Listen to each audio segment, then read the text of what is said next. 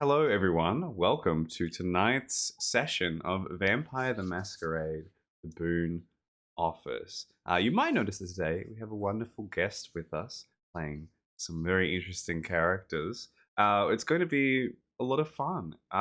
Before we do anything, the game tonight, let's introduce these wonderful, wonderful players, starting with Victoria. Hi, my name is Victoria Vela. I'm going to be playing Luis Estrada, the accountant Tremere that is not messy at all and has his personal life together completely. It's fine. Everything's fine.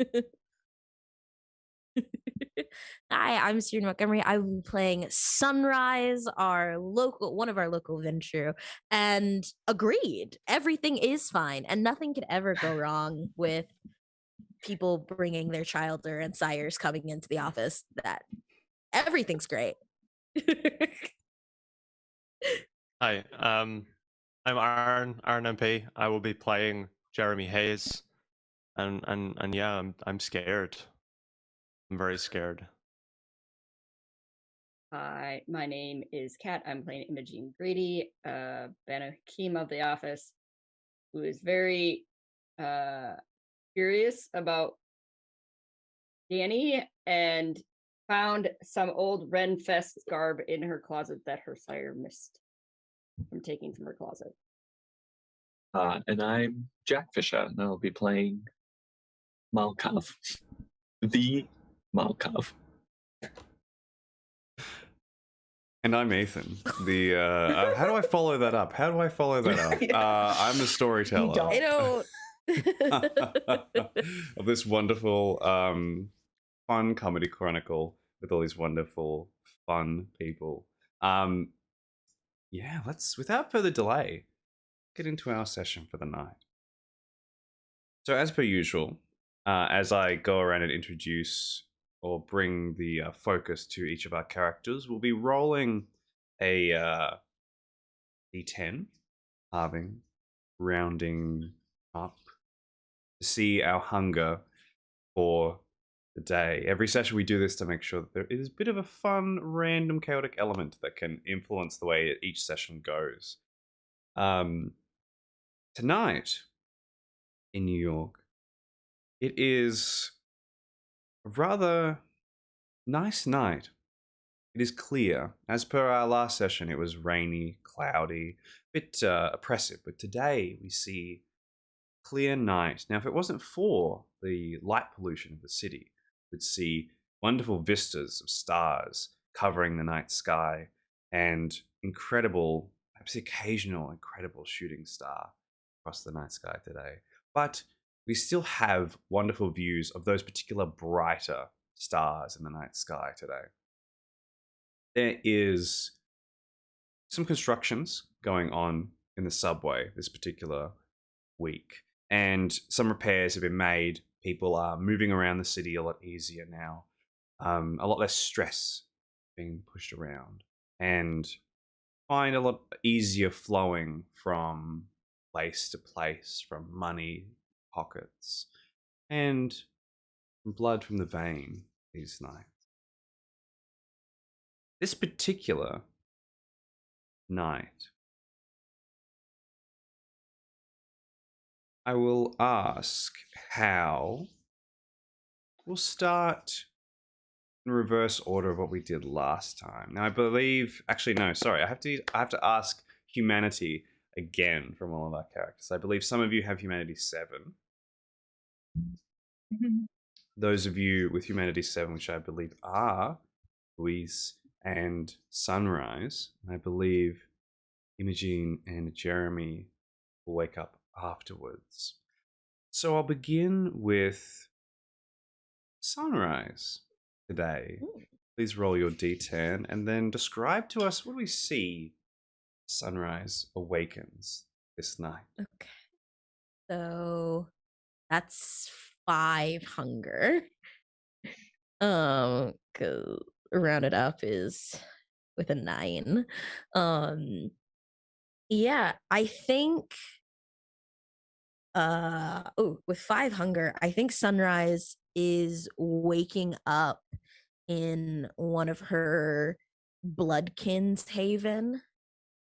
And like, I don't know, we don't develop bags anymore since we're corpses, but I'm coming out of like just lifting up in one of their beds, and there's blood staining on my suit jacket, and immediately I'm just like, ugh, Tyrone, I'm gonna fucking kill you. Do you? And I'm just immediately just yelling at them, yelling because their room is across the hall. Like, how many times do I have to fucking tell you? Just because you can pick up anybody at the club does not mean that you can go out and eviscerate them. Do you have any idea how long it takes? Do you know how many favors I have to trade to get the Nosferatu to come and pick up and clean up your mess? Do you? No, it's fine. It's fine. Are you even awake? Hello? Just banging on their door. As you're in the midst of beasts having their claws digging in, causing this irritation, this drive, this hunger, there is that secondary ping notification on Sunrise's phone. I would like,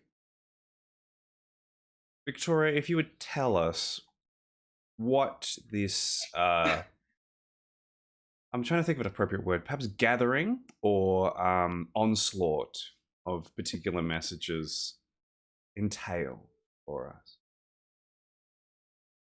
I think instead of like a text messages, it's just a series of like voice memos, you know, that you get on your phone. It's got the little squiggly lines to show how loud you were. Yep. It's like, oh. And when you press play, it's like he was in he was like in mid rant, but it barely started playing. And basically it's like it's like this. I am a grown man, okay? It was just, but no one has ever said they love me before. I know he's shit, okay? I know he's shit, but no one's ever said that to me, okay? I have to No go. one's ever it just keeps going like that. Yeah, and so after hearing that, I'm gonna like, all right, Tyrone, I cleaned it up. You're gonna have to, I don't know, bathe yourself. You're gross. I gotta go. Do you have it? You know, I'm gonna raid your closet. What sort of clothing would Tyrone wear? Tyrone, so you know the rich version of like de-stressed jeans and like sweaters with holes in them? That's what is Tyrone's in Tyrone's closet. And I'm just like, what the fuck? Why would you pay to have it's the worst. It makes me physically ill. Like, why would you pay to have clothes that are already messed up? But I put my foot in through, I curse because I put my foot through the hole that's already in the jeans, making it bigger unintentionally. Put on his cable knit sweater that has 1,000 like pre-made moth holes. I'm just mad as I'm speeding through, stop at a bodega to get like a White Claw and a barefoot pink rosé Moscato because I got to get somebody drunk tonight.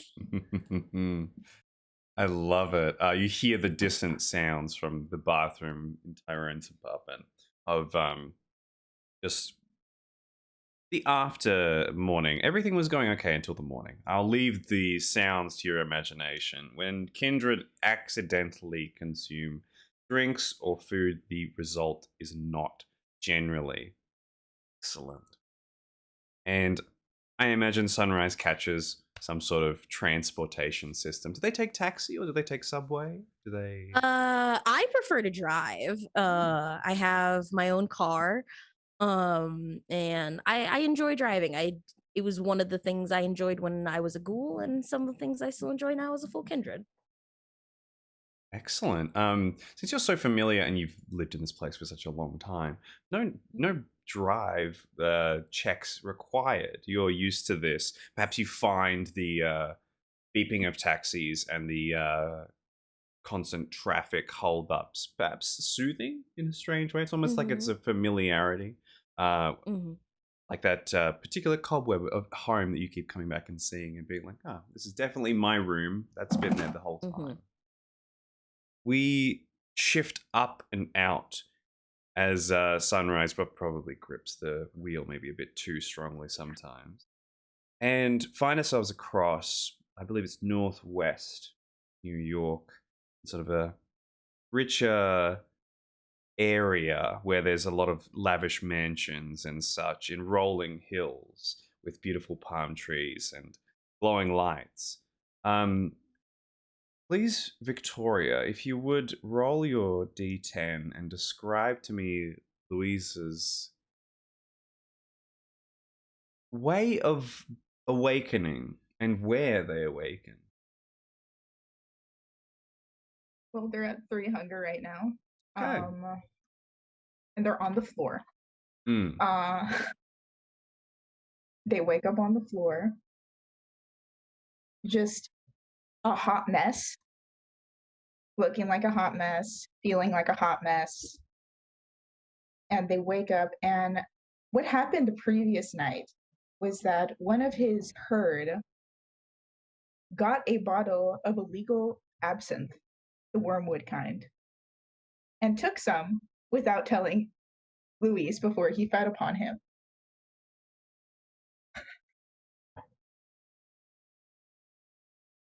And the result was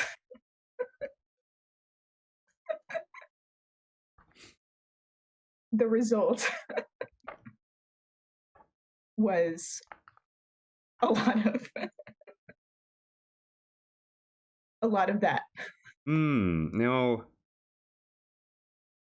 until you get some food, Luis, since you are inebriated with alcohol, your dexterity and intelligence pools will be lowered by 1 die as the particular feelings of the alcohol still linger in the system. As waking up with, as a kindred, one thing you don't really expect to wake up with is a hangover, and yet day is that kind of day, isn't it? Yeah. And he wakes up and he doesn't necessarily remember a whole lot of what he did last night. But as he looks down at his phone, he realizes, oh no,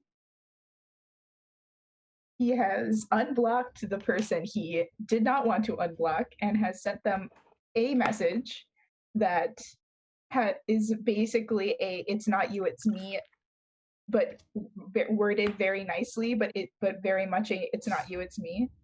And then sent a series of voice messages to Sunrise that he just does not want to even look at, and just sends a text, please disregard the previous messages. My response is, where you at, bitch? I'm picking you up. I send my... Great. After a little bit of time, Sunrise actually arrives outside of Luis Estrada's home. What does it look like to those of us who haven't, to Sunrise who probably hasn't seen it before? It's like one of those rich penthouse apartments, and it's luxurious, but it has that sort of like Spanish dark academia kind of feel to it. And when he opens the door, he's wearing a robe, his hair is down, and you can see glitter like in his hair and like on his chest and everything like that. And he looks what he looks like. A hot mess. You can see probably red tear stains. Like he like you've never seen him like this. He's usually there is no problems. I'm professional, whatever. This is the messiest you've ever seen this man. The messiest you've ever seen this man. I'm making just dress. I have like my bodega cloth bag on my shoulders, just like, wow, this is a lot. Okay, it's all right. I've worked with worse. I just push my way inside. All right. Are we so based on the context of your messages, are we in Milwaukee, first of all? Are we talking human level of problem or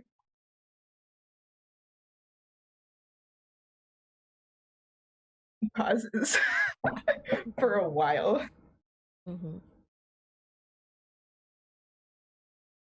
I texted an ex back in Milwaukee while inebriated, and they've sort of haven't gotten over me leaving, and I don't think I'm over me leaving. I sort of think I've traumatized us both with me leaving. And they are a very powerful kindred in Milwaukee. And so yeah, that's where I'm at right now. Okay. Well, even on a red eye, it's still gonna take we can only travel during certain hours unless they have a ghoul. Then they could probably get here in a matter of it's still gonna take a couple of days to get here. So yes, continue. I think just with all the anxiety that they're sort of starting to feel again, they just blurt out, "It's Decker."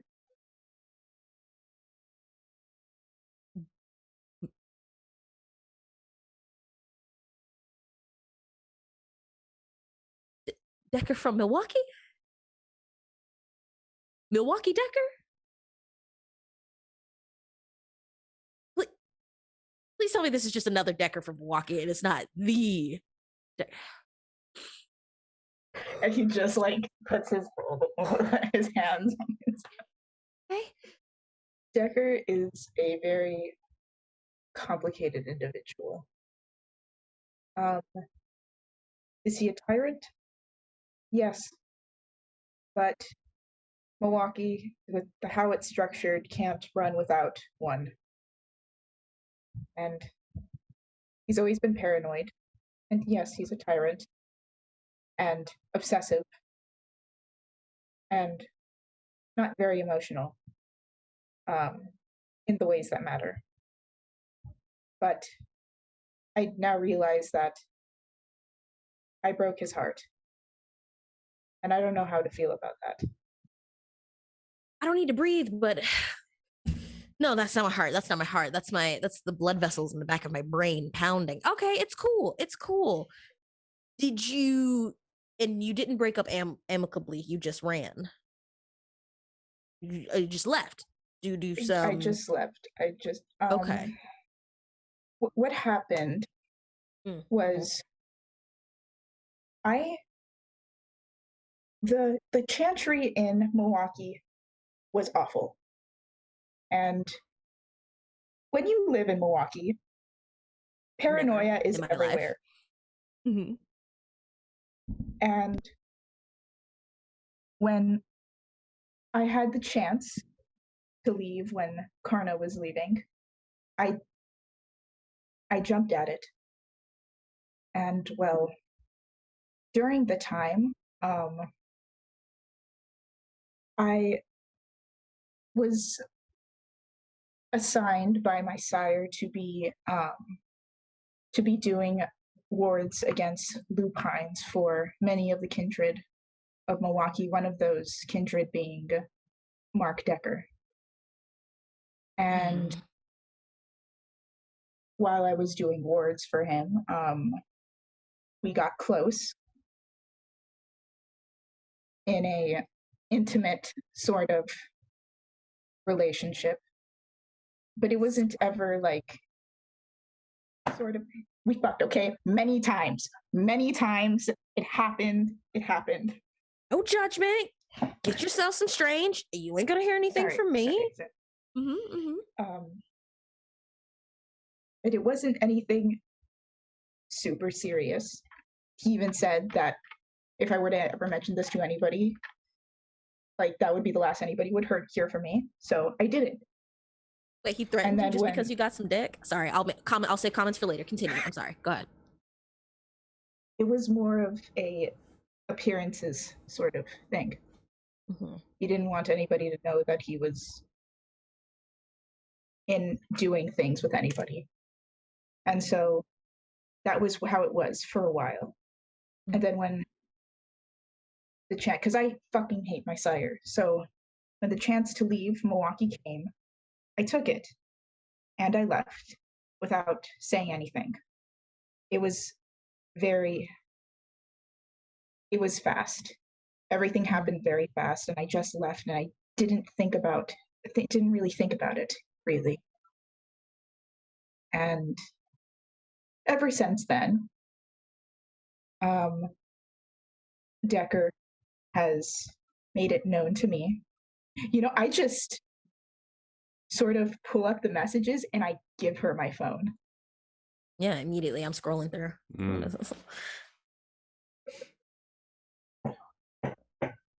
Again, we see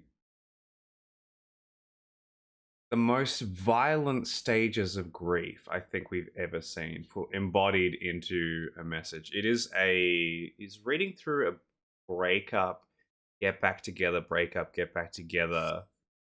That goes on for far too long. That is healthy. Between this one person alone, no responses for a very long time.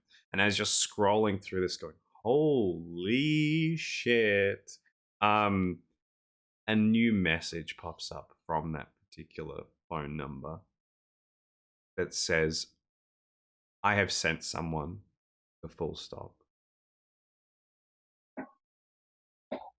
Just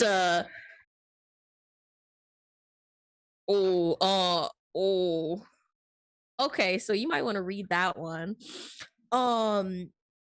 So I'm gonna say this as your coworker, and well, I think now we've breached the friendship zone. Yeah. You have drunk called me. That is a level of friendship. You a messy bitch, Louise.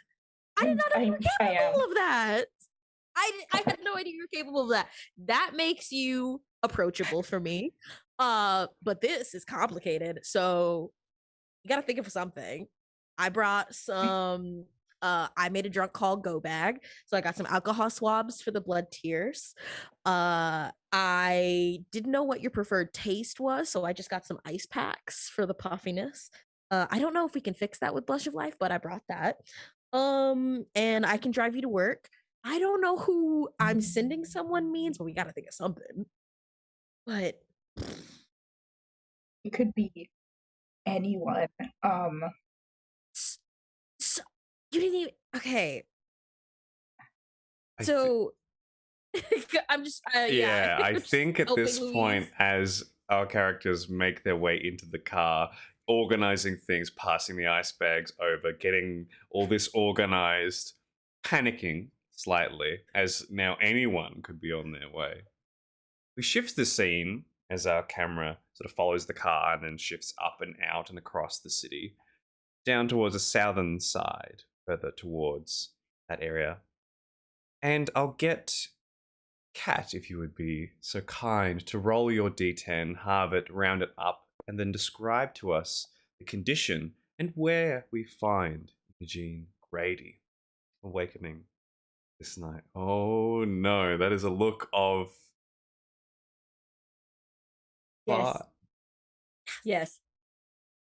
Okay. The floor is yours. We're all messes here. We're all messes today. All messiness. She woke up at the office actually. Oh.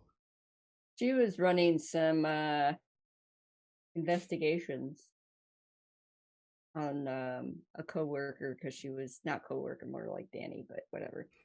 She was curious why Danny is acting the way he is, and whatever happened to Walter. So she needed to do some investigation. And at this time, nobody that she's aware of is in the office right now, except she also, tested blood for one of the other people that does in HR. She tests blood sometimes, sort of thing. So we'll do an interesting thing, I think, in that case, as we actually see Imogene in the office working, perhaps resisting the, as we know, Imogene is very cool, calm, collected, and can resist these things quite well. Perhaps even resisting the call to torpor for some time to wake up early or to get this extra bit done before anybody else wakes up. We'll start yours differently by doing a roll. Let's have intelligence and your choice between politics or academics, because I know you have a research specialty in academics, and you can definitely use that if you choose academics. I'll do that. That's going to be all, I think. Why not? I'll blood dice because she wakes, unless this is before, but she's all blood dice. So. This is probably, I'd say, a result of you staying awake during the daytime. Your beast digs its claws in and it drags itself through your skin, through your muscles, through the back of the spine, through the brain, like a cat refusing to get in the bath. It does not want anything to do with this. It knows it's in danger. It's in trouble. It is scratching. It is kicking. It's clawing. It's hissing. I got this series all hunger dice. I'm so glad I did not roll any 10s, but I got 2 successes. 2 successes.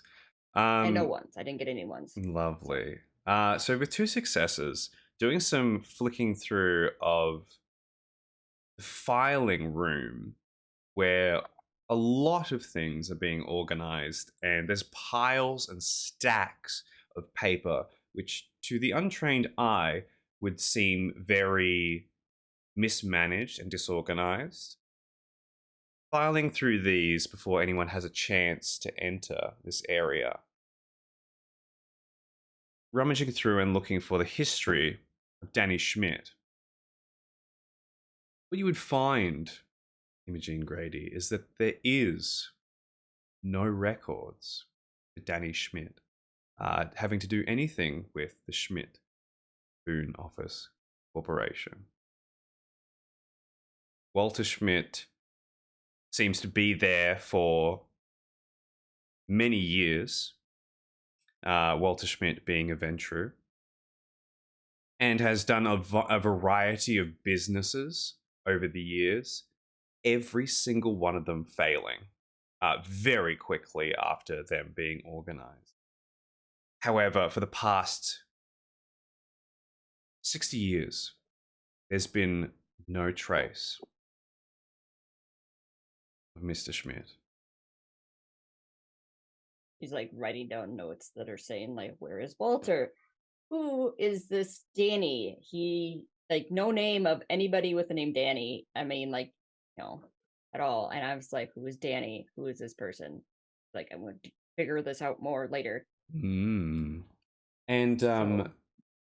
without a roll, because you're also very talented at this for your blood sorcery, unless you want to try and get a critical and see if you can learn something special. Yeah. Why not? I believe you are doing Taste for Blood. Yeah, Taste for Blood. And you have Blood Walk as well. You've got the time for it. So it'll extend it and allow you to learn some extra things. Yeah, so that is. Come on, bring up. Doesn't want to bring up. That's Taste for Blood. I gotta bring up my book. Oh yes. The role for Taste for Blood is Resolve and Blood Sorcery. Mm-hmm. Difficulty 3. Yeah. 12, 6. I do believe this is on Ginny's blood after a certain meeting Yeah, this is on with Ginny's HR. list. Excellent. Yeah. All of them are successes, no 10s. Amazing. Easy success for you. Quite easy for you to learn. So this is definitely a vampire. Yeah. It's definitely a vampire. I'm gonna have to make a roll so I don't freak out. I can't remember what that roll is. That's the tasting vampire blood. Yeah, Hunger Frenzy now. Oh, you're Banu Hakim as well. So this is I am a that. I bit think more it's difficulty 4. It is Difficulty at 4. Hunger 5. Like It's, insanely hard. I am at difficult hunger 5, I but do. I always forget how much. I think it's a willpower roll. It is remaining willpower to do any sort of frenzy test. Now, as a Banu Hakim, your Bane severity, I believe, adds the difficulty of this particular roll. And I believe your Bane severity is 2. That's a difficulty of 6 in this particular case. You can still crit and you can still succeed.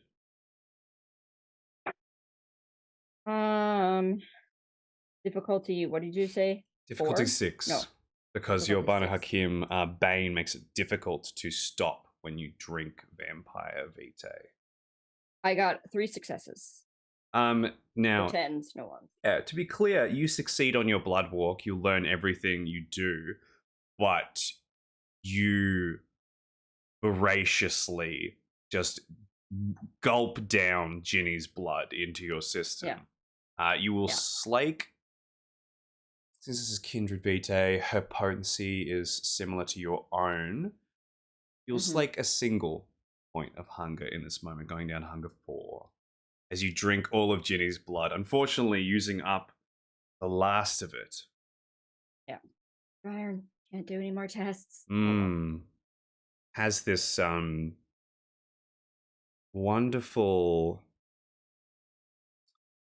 now, the blood words always escape me. This is my one weakness in vampires, that I can never remember the particular resonances and what they mean. It is a particular choleric and envious emotion that flows through your body here right now.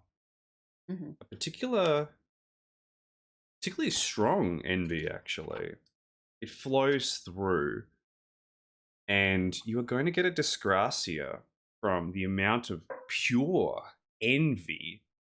Not quite revenge-filled envy, but an enviousness.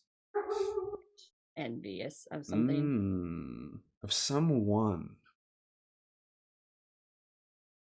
So, with this particular dysgracia being a very strong resonance,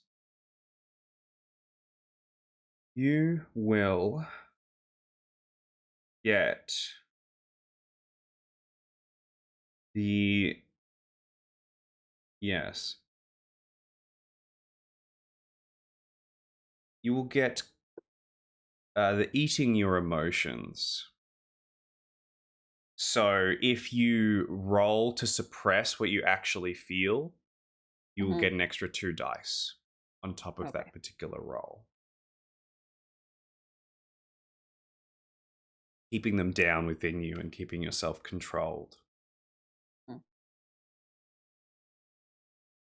Wow. Time to eat something somewhere. So. Okay. And she please. She's gonna. She realizes what she's wearing, and it's like this nice stuff that her sire got her. Like, I keep clothes in the office for this reason.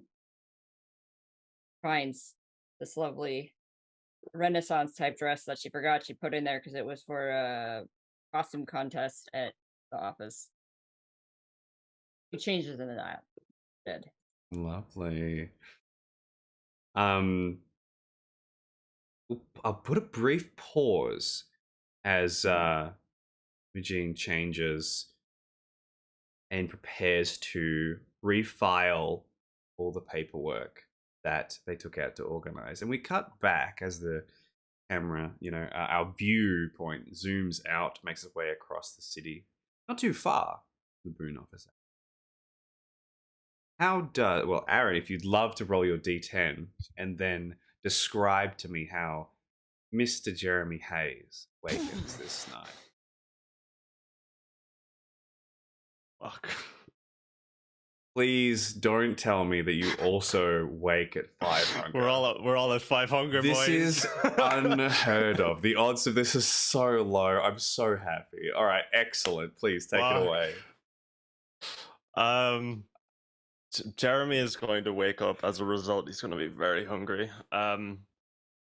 Next to him, before he had slumbered for the night, would be an unfinished mug that has been very roughly painted, and it's been unfinished. But because Jeremy is so hungry, he is not going to really focus on that, even though he was going to. That was sort of the plan. He's probably going to recall that he has a bunch of leechers out in his sitting room as usual, and he's gonna go have a feast. Okay, I mean, I guess immediately go have a feast. It seems like the beast awakens this night rather than Jeremy. It seems like it, doesn't it? Please make a hunger frenzy check as you taste delicious human blood of your particular feeding time. I'm not going to. I'm just going to accept the frenzy. You're going to ride the wave. Excellent. If you choose to ride the wave, you take control of your character for the scene, and you can role play it towards appropriate direction that you feel this particular frenzy entails. So please, Aaron, take it away. What does this frenzy look like to us? Jeremy's a very simple person, and as a result, I think his beast sort of reflects that sort of nature. In the sense that he might go a bit primitive, a bit sort of simple-minded, or perhaps like laser focus, obsession. And as soon as he opens the door to his bedroom and he spots someone that's breathing, someone that's alive, he will just break down on all fours and just charge at them, not caring who or what he disturbs. And he will very aggressively probably chomp down on this person's neck, just straight away, going straight for the jugular. And he's gonna probably rip them apart, to be perfectly honest. I think in this particular case there would be 2 other people in this room. They'd all be intoxicated, but I don't think the noises of Jeremy absolutely tearing this poor mortal apart will not disturb these particular citizens, particular good citizens. And so as he's tearing this poor guy apart, I'd imagine the other 2 would get up and attempt to run. Ethan? Like all human instincts, fight or flight kicks in. However, in certain scenarios, there is no doubt in one's own beast that we all struggle with in one way or another. That flight, in this case of an overwhelming predator, the bear in the room, the rhinoceros, the bull in the china shop, that you instantly go, this is far beyond anything I could have expected. And they flee instantly, barging through the door, if it is unlocked, of course, and making their way out into the streets as far as they can into the night. For this, Jeremy is going to chase them. Okay. Because he's not a gentle feeder, and he has a flaw called Death's Kiss, which implies that when he feeds on a mortal, he is particularly brutal about it, and as a result causes ag damage when he feeds. I think that sort of implies that he would not be a careful feeder, and so it wouldn't take a hell of a lot of time to absolutely tear the person on his couch apart, and for him to change his focus to the two people who are now screaming and running, drawing his attention.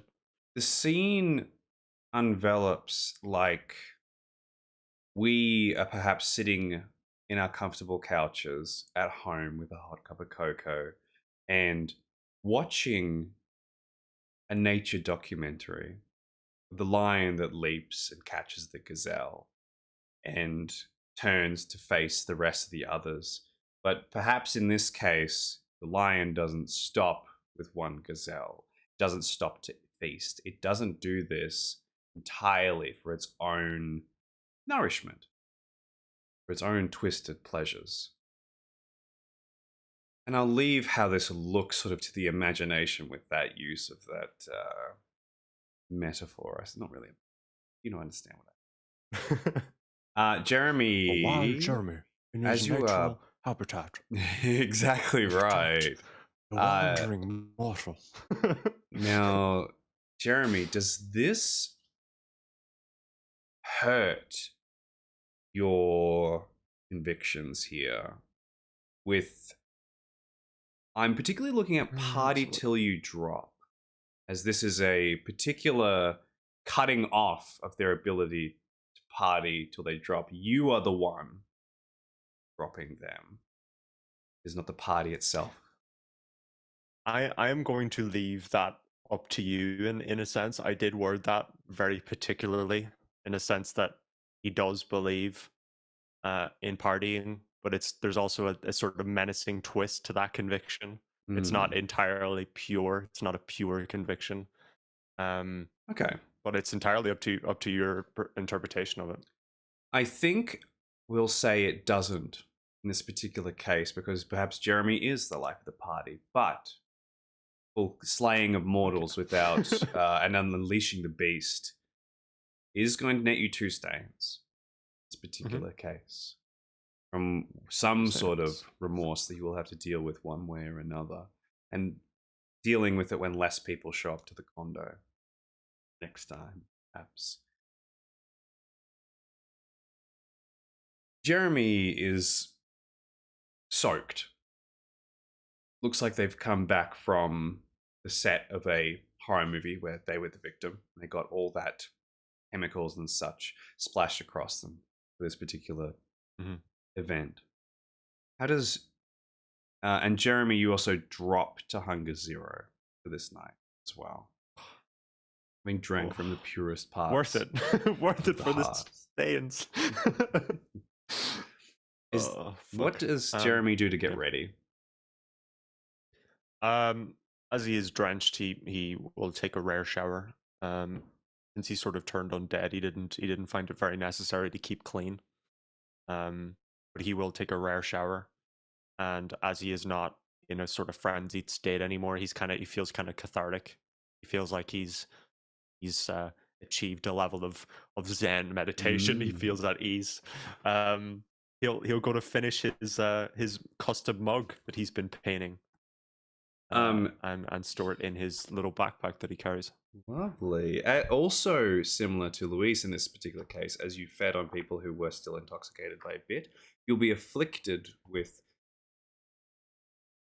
alcohol poisoning, but it is alcohol in the blood. Your intelligence and your dexterity will be considered 1 less. Or you'll lose a dice in those particular pools until you either you find some new blood to feed on, or you go to hunger 5. As a reminder as well, sure.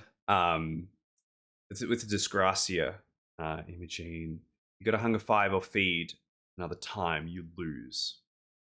Dysgracia, as it's so potent, but also fleeting in this particular sense. And speaking of, as Jeremy gets ready for this, we cut back. We almost are wrenched back to Imogen Grady in this particular office area as they take the papers back inside to organize things. And Jack, how does our guest character feel about this particular paper going in this particular incorrect spot? I think he's in his back office doing his usual thing of he begins his morning with like a clairvoyance to understand exactly where every piece of paper is inside his little office. And I think during said clairvoyance, senses that paper being put somewhere else. And I think there's a resignation to it. It's like the only person who could possibly understand where that paper should go is him. And so it gets put down and he just goes, he'll reach over, he'll grab a 34C form of incorrectly filed paperwork. He starts writing on it. And he fills out a section 6 of that. Then he turns and he gets a form 8E for a form was filled out about incorrect paperwork. New paperwork needs to be requested. And he puts it all back. And I think he just quietly says to himself, Imogen.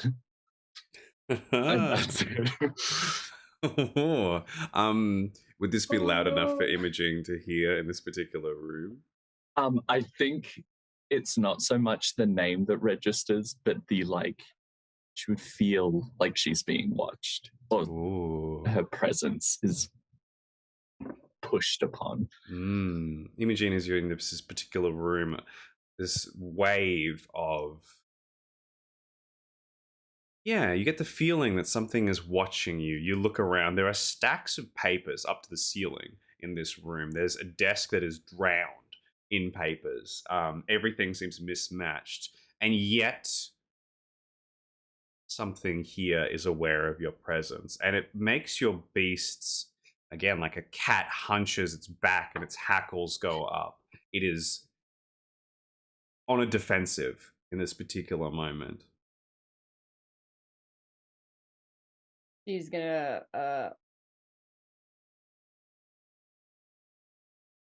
stare at the desk that's covered in papers.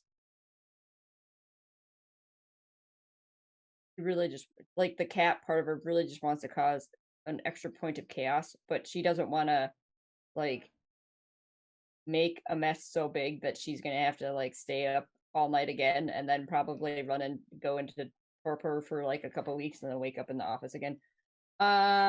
She's gonna leave the office little space where she was researching and go drink down one of the blood coolers. Pretty Okay. much. Excellent. The disturbance in your particular area. Did you still have the page on you? Or did you put it somewhere? Yeah. No, So if you go to the if you go to the cooler, there will be Yeah. someone there. Okay. Just some dude. He just looks really regular. You've probably never even seen him before. Just wearing like a nice white button-down shirt, a little bow tie. Has like tousled light brown hair, pale skin, and he's just by the cooler leaning against it. Good I don't evening. know who you are. Good evening. Who are you? Please give me that. Okay. She hands over the paper. This is the one about Walter Schmidt. He looks at it. Do you have any idea where you were about to put this? I was going to put it back where I found it. Where was that? In the room I was just in. Do you know that that is not where this is meant to go? That's where I found it. Do you know the forms that I've just filled out, finding out that this is not where it was supposed to be? No. No one ever does. I imagine that you came in with your sire, came in with Hakim. I'm descended from him, but I didn't realize. Yes, What? I know who you are, Anna. No. That's not I who know I am. who you are, Anna. And you put this form in the wrong place. And Hakim will be hearing about it. The jihad continues, and he will walk off. She's like, what the fuck just happened? She grabs like one of the tall cups for blood and just like fills it to the top and drinks it down. It is Yeah. your choice of warm or cool blood. Now I believe blood potency 2. Yeah, I only get like half points. She like takes Mm. 2 of them, so then Yeah. she takes herself down to 3. You just can for go now. down to 3 before everyone Yeah. else at this current moment arrives in the office all together. Danny has not arrived yet. It's a bit odd, but Sunrise and Louise, you both arrive just before Jeremy and the rest of the interns. For those of us not familiar with our interns, we have the lovely Elle, who is our Tremere intern. She has long black hair that covers her eyes, covers her features. Think very much, The Ring inspired. You can occasionally see the one eye that pokes through. She has a lot of magic that she uses. She goes and sits at her desk. She draws blood. She starts drawing the blood through the air and starts organizing papers around through her.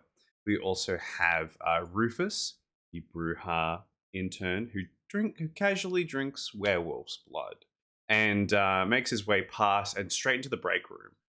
Pulls up a table and just sits across it, starts drinking out of his beer bottles, as well as Ginny, the Malkavian intern, comes in with a lovely smile, wearing a beautiful cream-colored suit today with a black tie.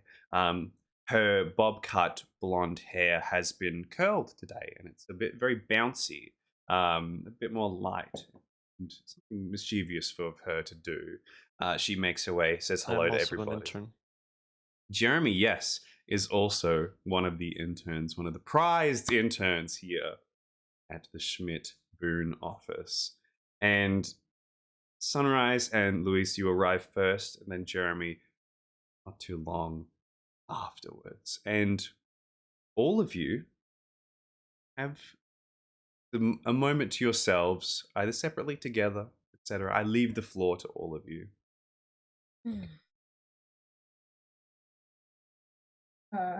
I think as Luis is going in, he's just telling Sunrise, you know what, it's fine. It's fine. We're fine. Everything will be okay. Yeah, listen, I tell myself that every day and I just shove it into the don't feelings bottle and it's all right. It's great.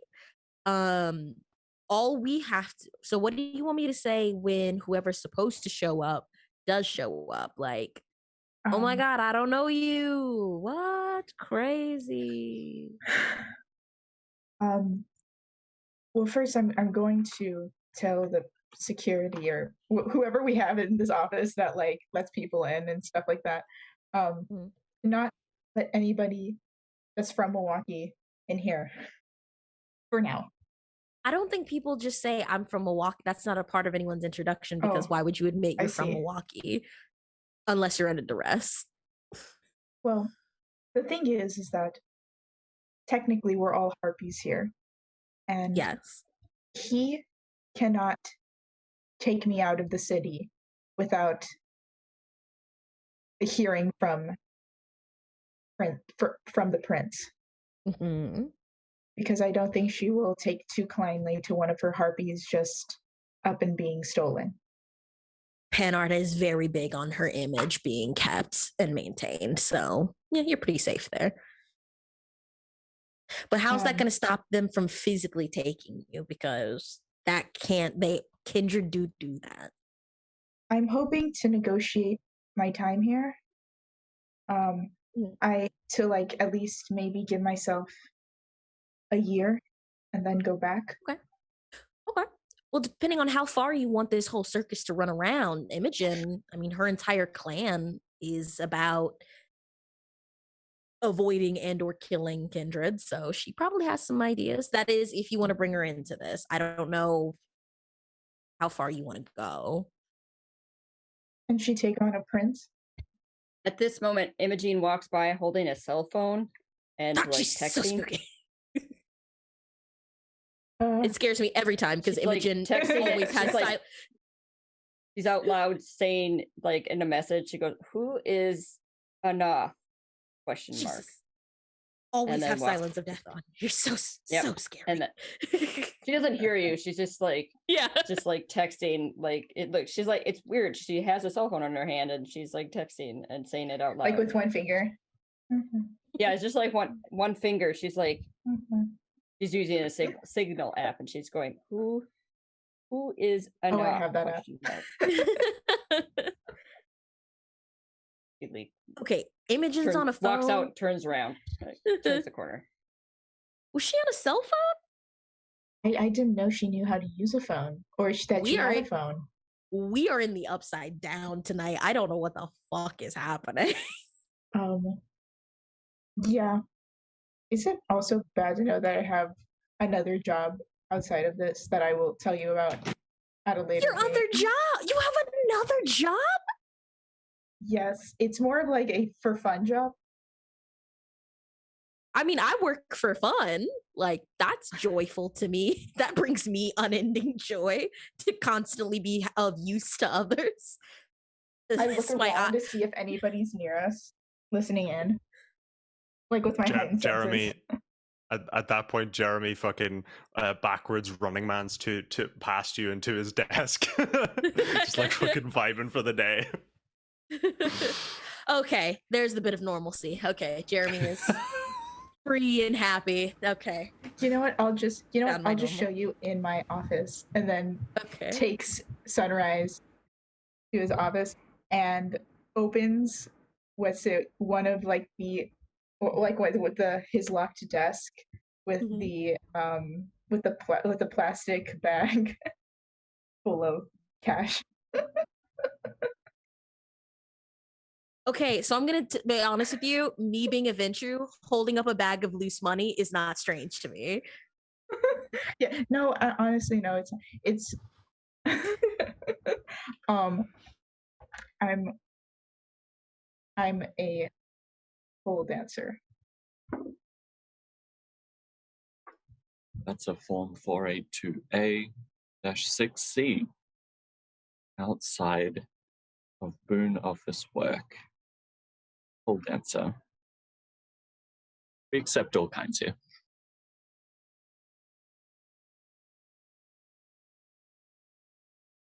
You know, I know. See, I knew you couldn't just be beautiful here. Like, there's always something. So I'm not shocked, but also why here instead of just pole dancing like full time? You know what? No, you don't have to explain yourself to me. That's me being nosy. That's my fault. Good for you. I took this job for the status, honestly, the Harpy title. I took this job for that status, and also I'm good with money. So I'm cool. I'm so glad that this very high-end position is just what you do casually. If I sound hostile, that's my own personal issues coming up, and I'm very hungry, so my usual is a little on the edge. So I'm so glad that this is a pit stop for you. It's not like the other job is what I do for fun. This is my actual job. Okay. Yeah. Okay. That's too. Yeah. All right, cool. The rage and jealousy is settling. Not that I'm jealous of anyone. My life is very good. As I say that, like my skin is pulled so tight against my bones right now. I'm sorry for just putting this on you. No, you're good. I'm glad that we're friends. I wish there was something wrong going on with my life that I could share in the complexity of our dynamics. I genuinely do. I'll help you with whatever you need, because a lot of times being a vampire sucks. We eat people and we're only functional about 12 hours. 6 hours in a day, a night, depending on what season it is. So I get it. It's not glamorous unless a Toreador is selling you something. Like, come on. So, no, I'm happy to help with all of this. Yeah.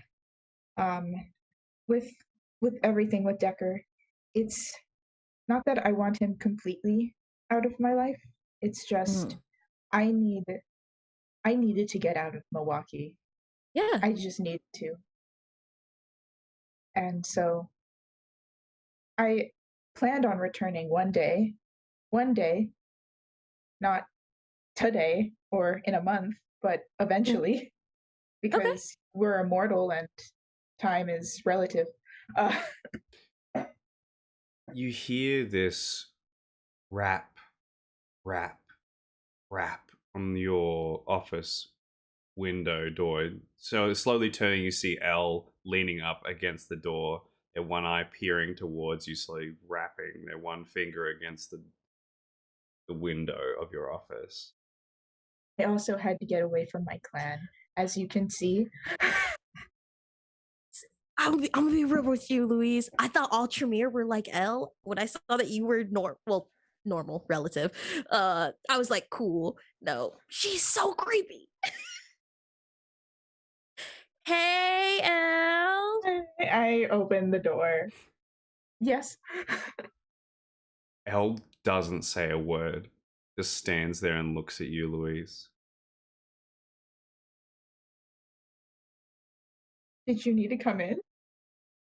She turns around and goes back to her desk.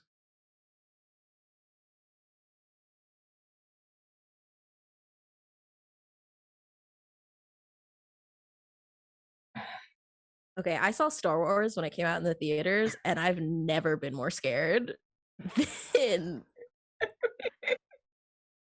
this whole moment. I have a feeling that he's spying on me and that my clan is spying on me. So I just assume everybody's a spy. I know you're not a spy, but I assume a lot of people.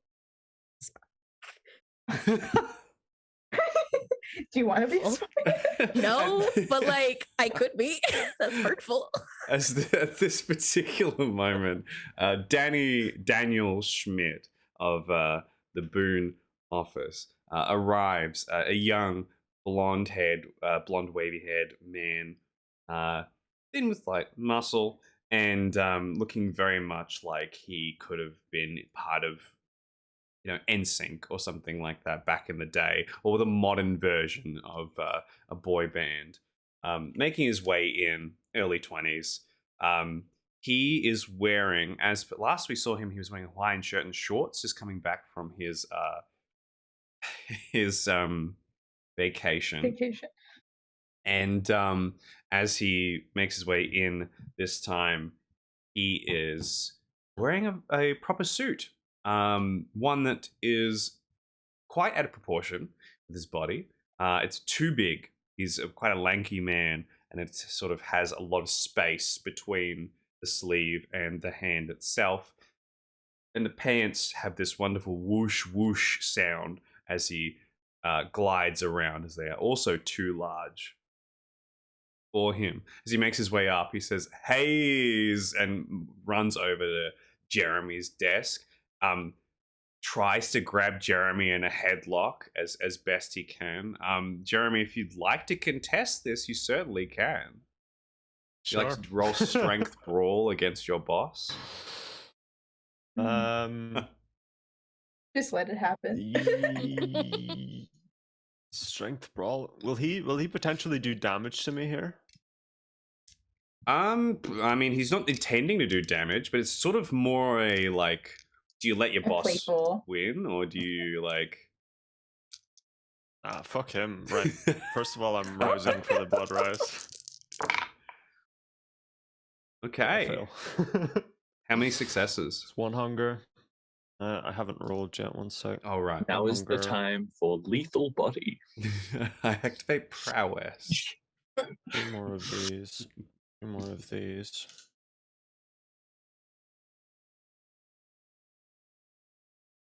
And he activates Fists of Cain, and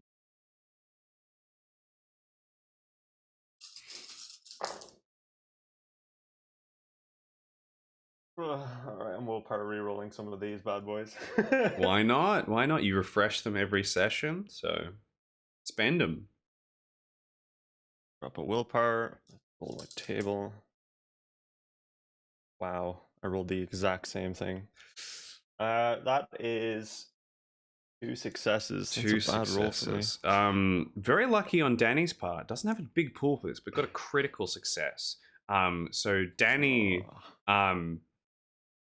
Jeremy, you're probably, I imagine, having too much of a good time to sort of focus this whole thing, even if Danny's here, like, who cares? You are filled to the brim. You're having a great time. You are on cloud 9. And Danny comes in, puts you in the headlock, ruffles your hair a little bit playfully, but nothing more than that in this particular case. And stands up, flexes his tiny muscles, claps, just gives a big smile to everybody in the office, says, "Hey, how are we, Schmidt Boon office? It's lovely to see you after so long. Can't believe I've been enjoying my time and you've all been here working so hard. It feels unfair. So you know what I've organized today? I've organized something very special, but we're going to find out about that real soon. When they all arrive, it should be pretty soon. Look forward to that." Yay. He Imogen walks back Please. in with her very fancy cell phone that is covered in stickers, just like very shiny stickers that it doesn't look like stuff that she would put on them, but they just have very shiny stickers on. Is it like a lot of cats, or is it like Stars. Just like whatever you imagine it to be, stickers, shiny Yeah. stickers. Hello Kitty TM. Yeah. Hello Kitty and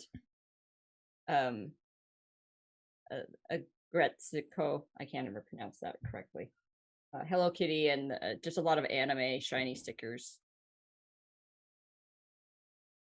And she like stares at Danny for a brief second and then looks at everybody around and is like, did I miss something? Nope.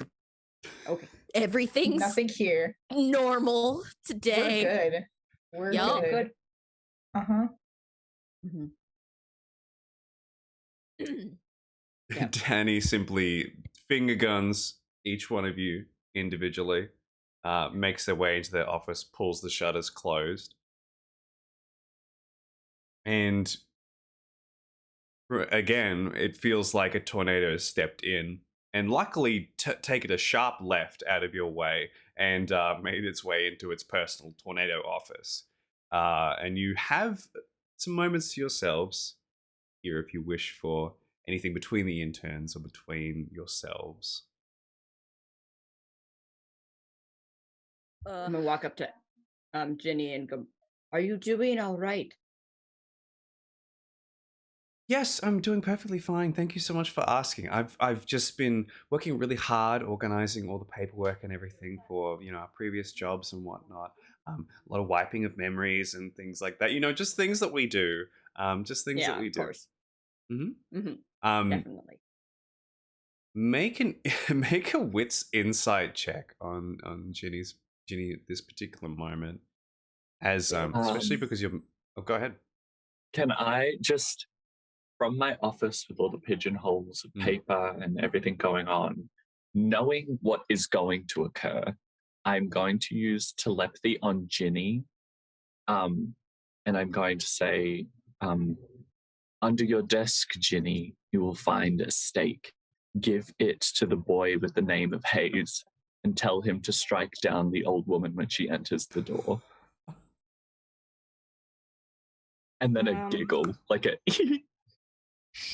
I got 4 successes. 4 successes. Ginny always has the bob cut. Always.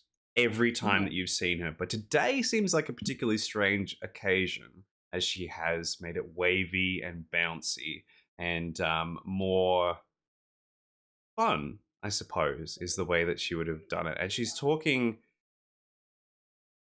a lot more of a no, I guess more energy than she usually does, which is quite surprising considering Ginny, someone who never stops talking. But she actually has this different energy about her this particular day. And as you're asking her if she's okay, she says, "I'm totally fine, Imogen. It's thank you so much for the HR session." She reaches under her desk, she pulls out a steak, stands up, and still talking to you says, "It was really good." Reaches over, puts it on Jeremy's desk. I really oh, strike down the old woman when she comes by the way, when she comes in. It was great. I really enjoyed the fact that we had that time. She sits down again, swivels the chair. I really am thankful for the words that you told me. Mhm. It really helped me sort of, find my feet and really organize myself in the office. Thank you so much for Yeah. that. Welcome. You look really good today, by the way, as Thank well. you. I Mm. just I thought I'd bring in another of the cream.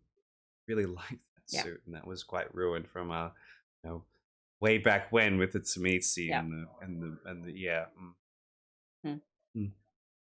Definitely. Yeah. I did figure out some things about him, but we'll talk about that some other night. That sounds lovely. But Please, please, Jeremy. Does Jenny have a phone? Absolutely, Ginny has a phone. It's always up on the desk. It's probably very modern, like probably an iPhone, something very modern, very young, very hip. After her brief sort of interaction, she'll receive a text from Jeremy that is the sort of winky face with the tongue out emoji. Just like that's all she receives. Imogen, you hear this loud ding, and Ginny looks down. She goes, "Oh." She sends back a knife, like a blade emoji back to you. Jeremy replies with an eggplant for sure. She gives a smile. "Oh, you're looking lovely today, Imaging, too. It's so lovely to have you here as always. So much hard work Thank going you. on." What was the bit about the steak, an old lady? What's the bit about what?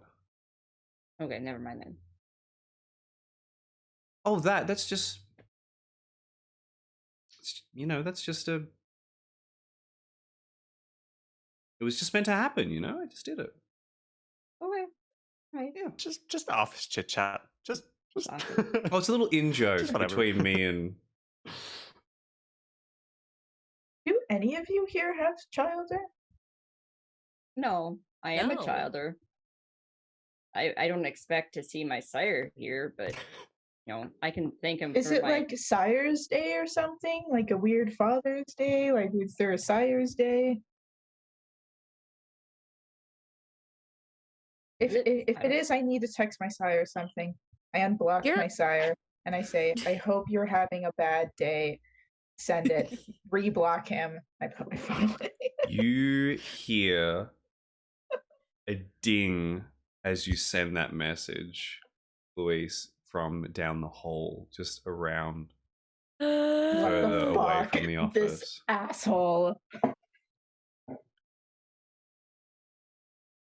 Oof. That better not be who I think it is. Jack, your particular character would be aware with clairvoyance that there is an unusual amount of people here today.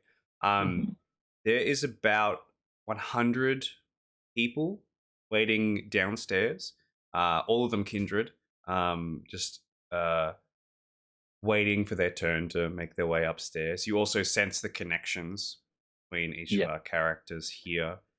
Oh, it's hell on earth. He mm. has so many pigeonholes, and he has to register he has to get the clan right and the generation right. So he's using clairvoyance to be like, then true, 8C, writes that down. He's like grabbing, he grabs the salubri form, puts it down, but goes to the amended section at the bottom to fill out a Tremere has been in the back. I'll mention it's like 90 Malkavians. Oh, yeah. All of them just so many different forms that need to be signed for these Mhm. particular ones. Luckily, you know them intimately already, so it's a very easy Are there amendments. any thin bloods? There is, and I'll message you exactly who the thin Yeah. blood is. I think he just senses a thin blood and he just like has a small meltdown. Like he just puts his hands into his face and he's like, I don't have the forms. I don't have the forms for a thin blood. And he just begins to like, oh god. He connects with the symbol. He's like, "Why are you here?" Why? The end times. I don't have a 113A.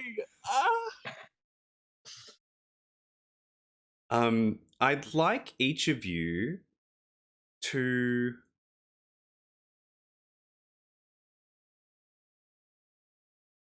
describe to me what your sire looks like. Everyone except for Jeremy. Starting with Luis. Victoria, would you describe what your sire Fucker. looks like? This motherfucker. He is what you would think a Tremere looks like, cartoonishly. Looks like a Victorian gentleman with a long black cane. Looks like he's probably in his late 40s, early 50s. Probably a lot of raven motifs. I don't know.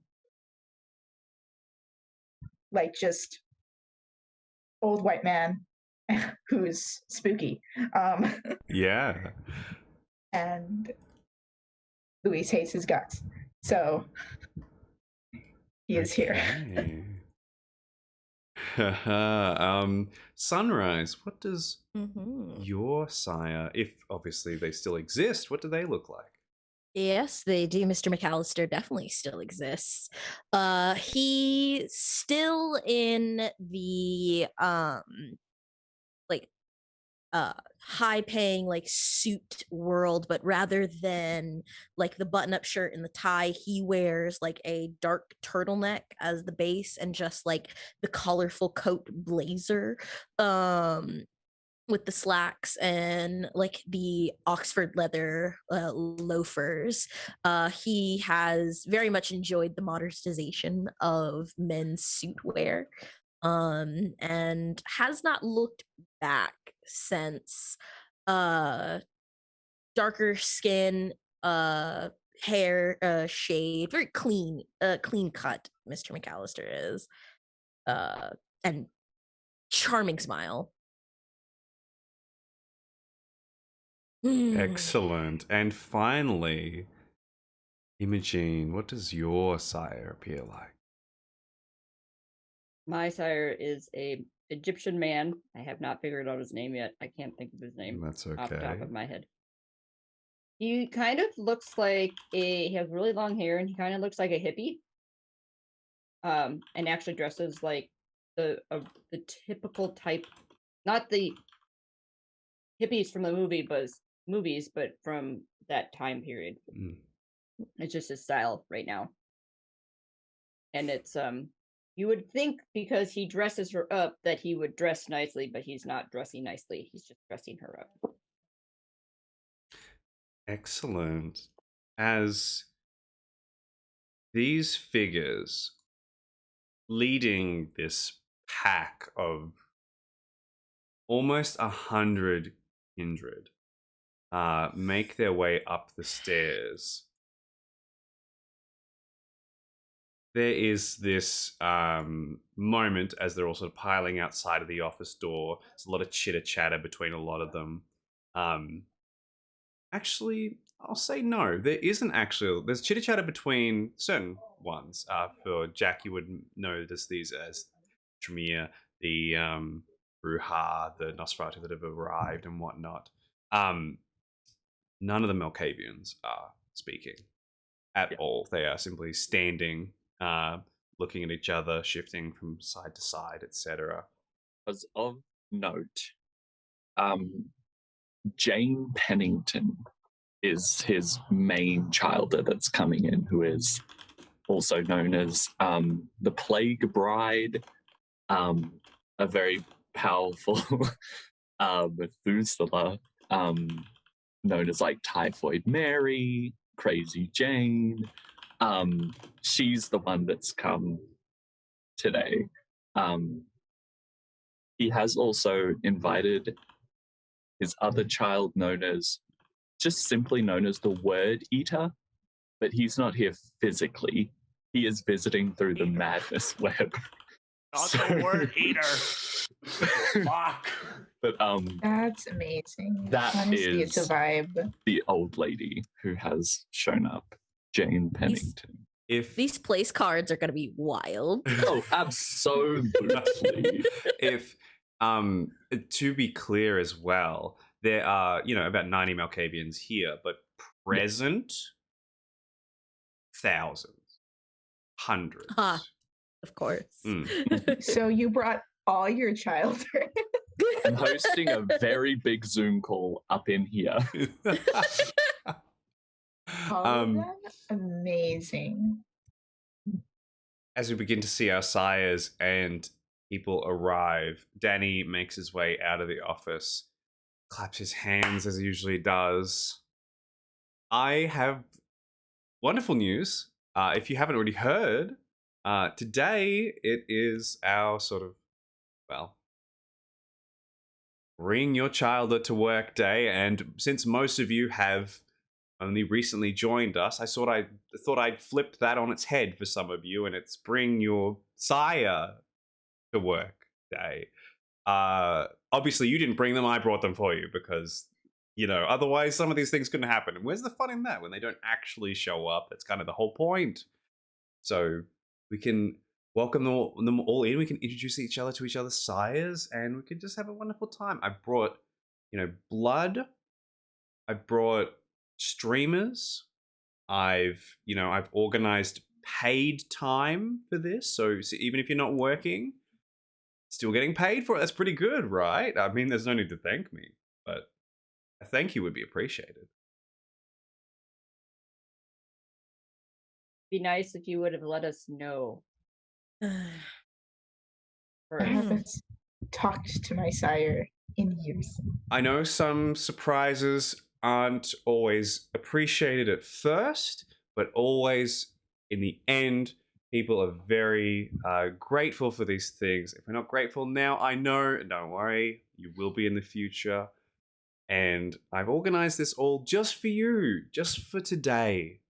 Let's kick back a little. Let's enjoy ourselves. Let's talk to each other. Let's have the Schmidt family, like communion. Everybody's here together.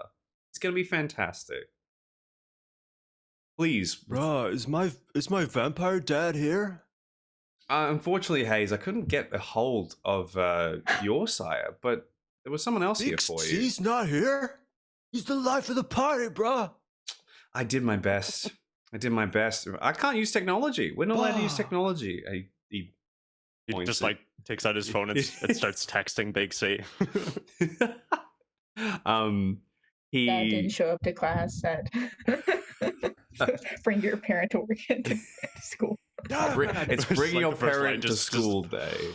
The first line is dad with like loads of D's. The text. Would Jeremy Sire respond? I don't think at this time, no. Okay. Excellent. He's a successful businessman, so he would be actively working during this sort of period. Okay. Interesting. Like, sorry, champ, gotta make that money. Gathering that bread and all. Sends dollar signs like 4 hours later. Like his reply. As it's like, will this do? And this gives you a shitload of money through your banking app or something.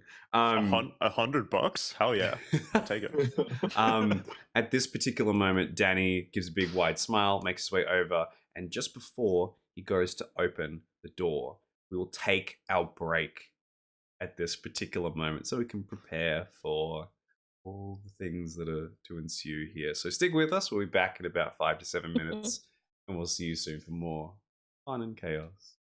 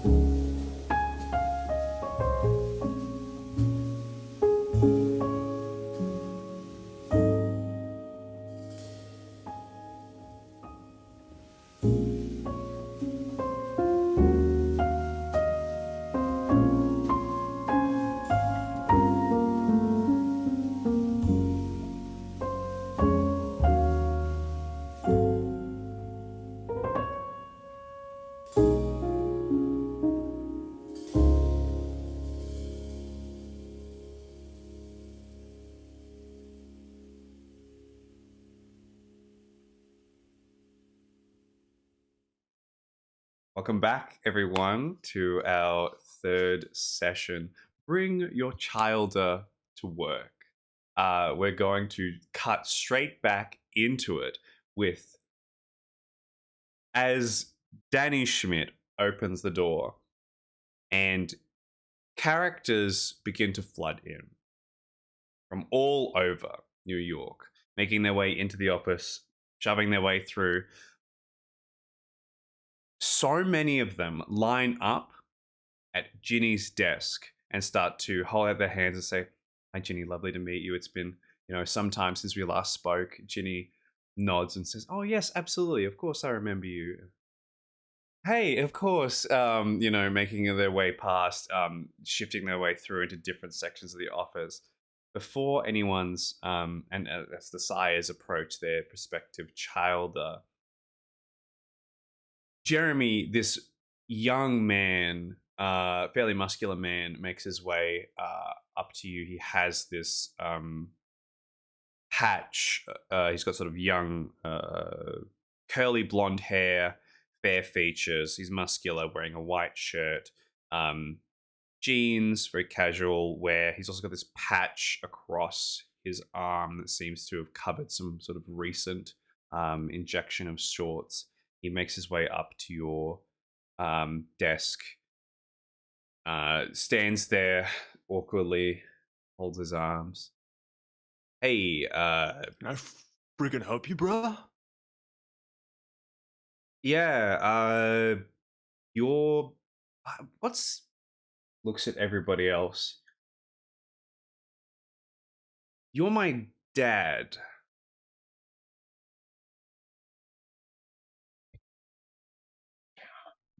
Apparently. I have a freaking vampire son. I have a freaking son. That's so freaking rad, bro. I'm gonna be the best vampire daddy ever. Bro. Yeah, the bathroom stall, lot of gunfire. I'm donating blood. You've lost me, bro. What? He immediately goes in for the hug. This man starts weeping blood tears as soon as you do so, just like was not expecting such a display of genuine emotion. Pats you on the back, starts weeping these blood tears, and after a few moments breaks the hug. Everyone told me that you would reject me and I would be different, but I wasn't expecting this. Thank you. Bro, you seem like a freaking cool ass dude. Why would I reject you? I don't know, but you seem pretty cool yourself. I wasn't expecting just to wake up to all of this, you know? It's really something else. Thank you. I'm Jeremy, by the way. He holds out his hand. Whoa, dude, I'm Jeremy too. You're also named Jeremy. He goes for another hug. he brings it in, Jeremy and Jeremy.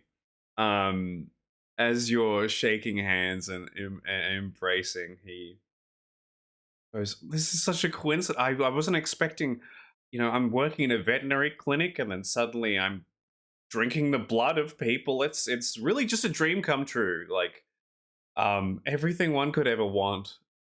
It's been fantastic. I just wanted to thank you personally for all the opportunities that this has granted for me. Eternal life. I can get so much work done now. I can do so many things that I've always wanted to do. I've started crocheting. I've started learning origami. I've always wanted to do those little cranes that they do. Can't do it yet, but I only started yesterday, but I'm getting better at it. Freaking power to you, bro. And he breaks the hug and turns him around. He goes, hey everyone, this is my freaking vampire son, Jeremy 2. Starts yelling as loud as he can. Danny puts fists in the air. Yes, so proud of you, Hayes. Oh my god, freaking Jeremy party. taking permission to turn somebody? That's, wow. When Okay. did this happen? Yeah. First, Jeremy, when did this happen?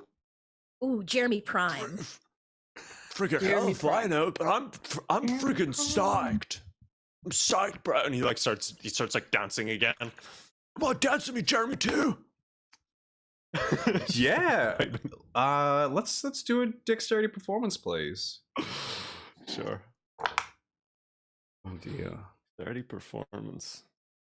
Yeah, Jeremy's not great at dexterity, but it's fine. I'll just roll 4 of these.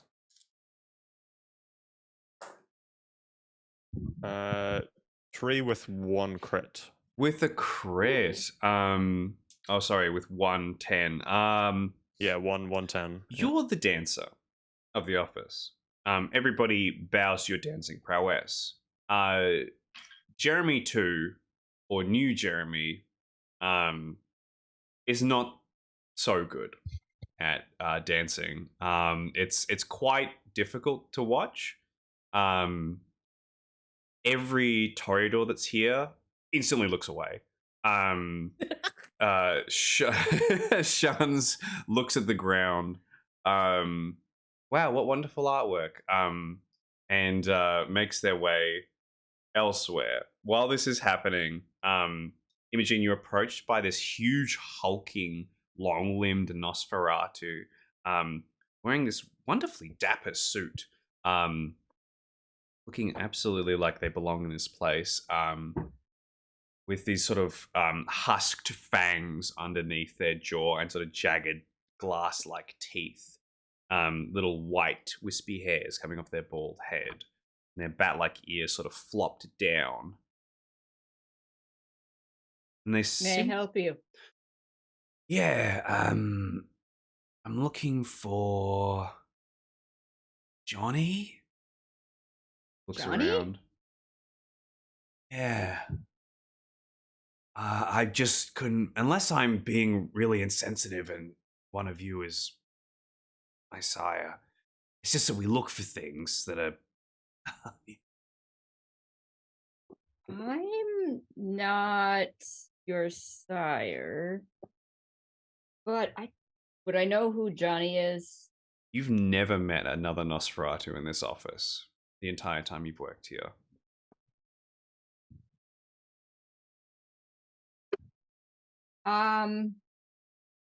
Danny. He in his office, or is he out? Danny's started joining in the dance party. He's dancing between all of them. He sort of grooves his way slightly over. Yeah, what's up, Imogen? How's it going? I point at the hulky Nosferatu. I'm like, he said his sire's name is Johnny, but I don't know any other Nosferatu in here. Johnny's probably at his desk. He points over to the empty desk in the corner. There's just an empty chair, a bunch of things organized there. Looks like they haven't been touched in a very, very long time. Usually over there. He's somewhere over there, and I don't know Johnny. I have never met him. That must be Right. who you talk to, Danny. I talk to a lot of people in the office. I mean, sometimes I just go over there and talk and hope that Johnny's there. You never know. Just go over there and talk in the corner. Hopefully they talk back. You don't happen to have a residential Tremere or a Octavian L. or L. Or Jenny. Yeah. L being visited by no one stands up, and when you turn and say L is just there, standing next to you. Can you help him find his Johnny, his sire? She looks up at the Nosferatu. Nosferatu gives a long clawed, gentle wave. L grabs their hand and leads them across the room. As more and more Malkavians start to file in, the room is starting to get more and more packed with kindred around here. There's a lot of talk beginning to happen around some of the areas around here, around the blood cooler, and this particular moment, Louise, you were approached by a handsome Victorian gentleman with the cane, and I imagine a very, twirly mustache and the little pointed goatee. How is my child this day, Louise?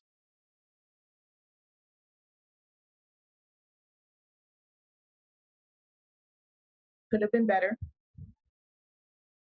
I see.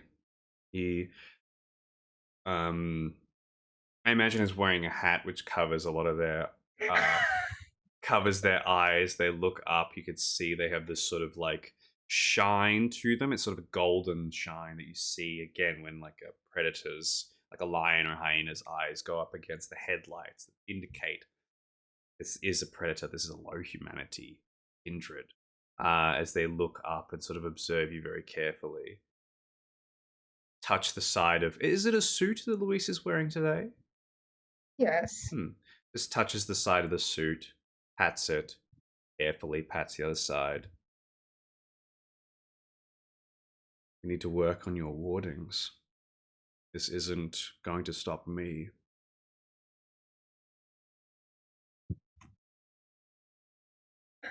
Well, unlike some people in our clan, I have hobbies. We have plenty of hobbies. Drawing. This motherfucker came in here looking like a magician. That man has never had a hobby in his life. All he does is read tomes all day. That's all he does. What do you want? I'm just here to check up things, making sure that you're alright. That this place hasn't ground you to dust yet and caused you to come begging back to us. He has like a pen in his hand and he just breaks it. And then he just puts it on the table.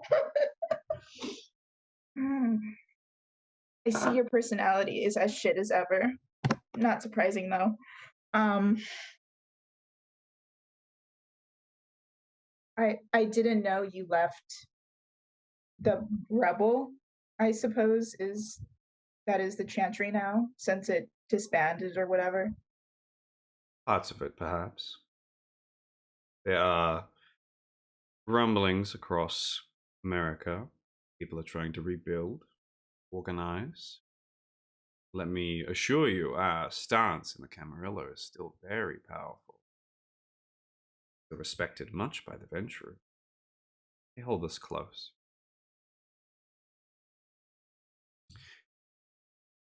Okay. Might I ask why I'm clued into this? He pulls out a phone and hands it over towards you to this particular drunk message tirade that has accidentally group messaged together to your sire and to Mark Decker. In my drunken hallucinatory state, I sent this message to what I now know is both Mark Decker and my fucking sire. I'm sorry for causing you this much pain. I thought you would be alright since you have Julia and you're a newbie. With your responsibilities and ambitions for the future, I knew I would just be a distraction. You knew I was unhappy in the chantry, and I thought that leaving quietly would be more peaceful and save us a lot of unnecessary pain. I was wrong. And for that, I will forever be sorry. But I hope this gives you some closure, however small it may be. I didn't tell him to fucking send somebody. So was it the text message? It's willpower damage. I understand we Honestly, have a it particular is. relationship, but it's not one that you can exactly change or break up with words. First off, that wasn't meant to be going to you, I so see. you could ignore that. Was it for Kana, perhaps? I'm not with. I've told you this before. I'm not with Karna. I used her to leave, but that was it. I never left. I'm a harpy.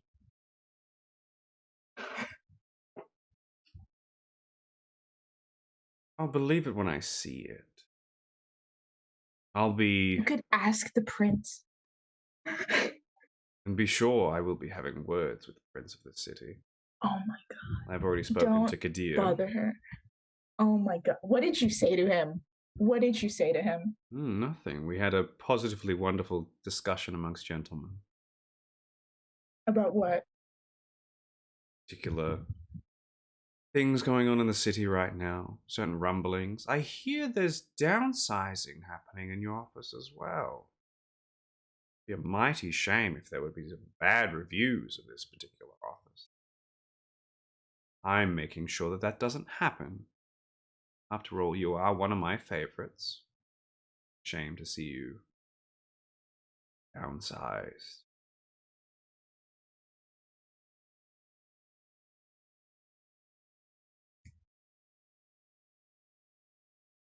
Every time you talk, I wish the building would collapse on itself.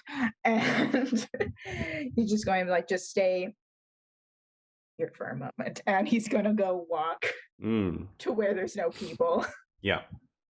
As Um, this happens, Sunrise, you are approached by Mr. McAllister, your sire. Yeah, I think just in the array of different people coming throughout, if anyone notices, like Sunrise whole demeanor changes. Like straighter posture immediately paired with different cadence in her voice. It's like, Mr. McAllister, I know you're very busy with your schedule. Do you need anything? No, I'm quite all right this night, actually. I'm Great. surprised by the turnout. I've been hearing wonderful things. Always excellent. Of course, you required excellence in placing me here in your stead, so there would be nothing less.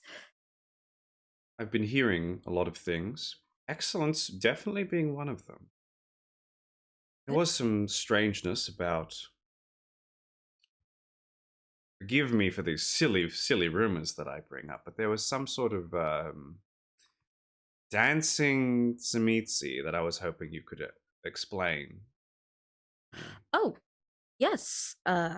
There was an incident happening at for a Boon exchange, and Tzimitzi was not even the cause of it. It was a temporary outlier, and due to Jeremy Hayes's innovative and very creative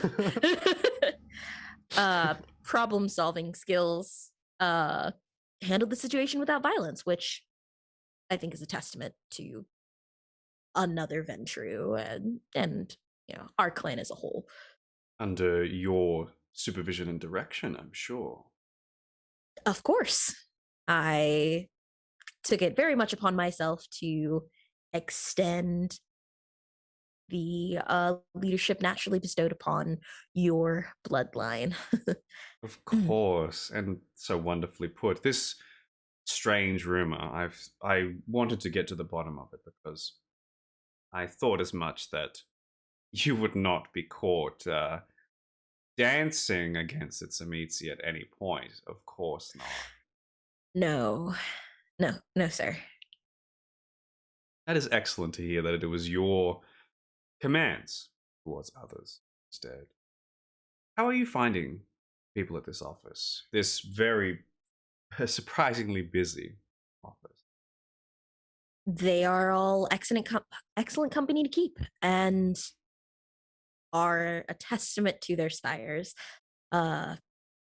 Nothing to report on any of them, sir. He pointedly looks towards Jeremy, and Danny. All no music is playing.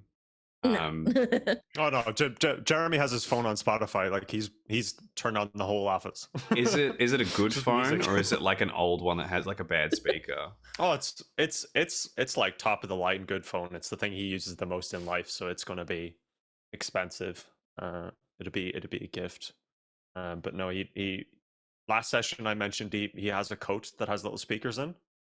And some that might be like sitting over his chair and it's connected to the phone and it's just blaring in that one corner of the office. Mr. McAllister turns back. I'm glad there are, especially my bloodline, Venture, in the city that actually know what they're doing. Sunrise.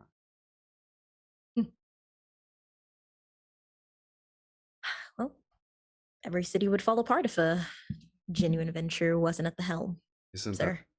that the truth? Hmm. Now, if you don't mind, I must satiate myself. I don't know where the refreshments have been organized, but while I'm here, I might as well. Of course. They step away. You get a look from Ginny that's sort of that like. And I think at 5 hunger, I kind of just look at Jenny, and my eyes, which are normally brown, just pale to that Kate Beckinsale blue as she's staring at me. Especially being at 5 hunger before just going to find something else to do. Excellent. And finally, Imogene, your sire gives you like a nod, but doesn't approach you. They are sort of making their way around the office, looking in drawers, looking for something. They pull out a stapler, put it on the side. They pull out a pencil, put it on the side. Fix them into an orderly fashion, but don't like look at them carefully and then make their way through. Also ask Jack, is there anything in particular you would like to do? Current moment. I think Malkav is floating because he's very inconspicuous usually. So he is by that empty desk and being like, the TO2 form wasn't filled out correctly. You missed section 4. And then have it filled out and return to the office at the end of the day. He probably goes over to Louise and is like, your C18 form was not signed properly by your sire, and therefore your becoming is not technically official yet.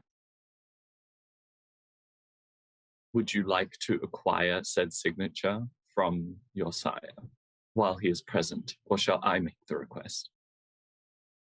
You know what? Can you do it? Pretty please?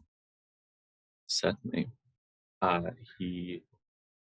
think before he does, he's just like, it's very interesting the way that a C8T form interacts actually with a 118A. Did you know that?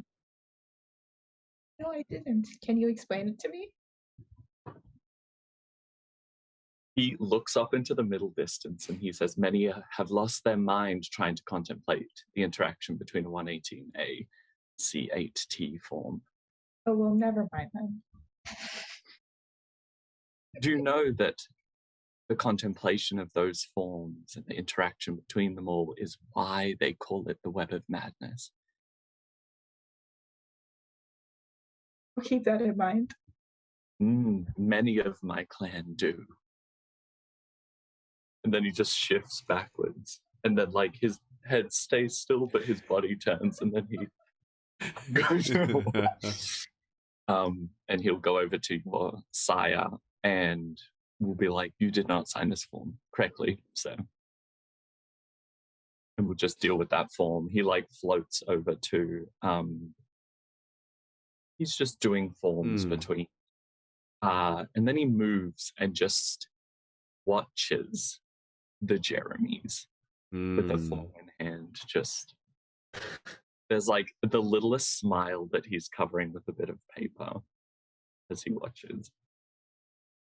Malkav will receive a premonition at this point upon seeing the two Jeremys. As you see the representation of the Gemini, it is part of this collapsing in on itself. As you see the two of them dancing and enjoying themselves, it's suddenly the whole building is on fire.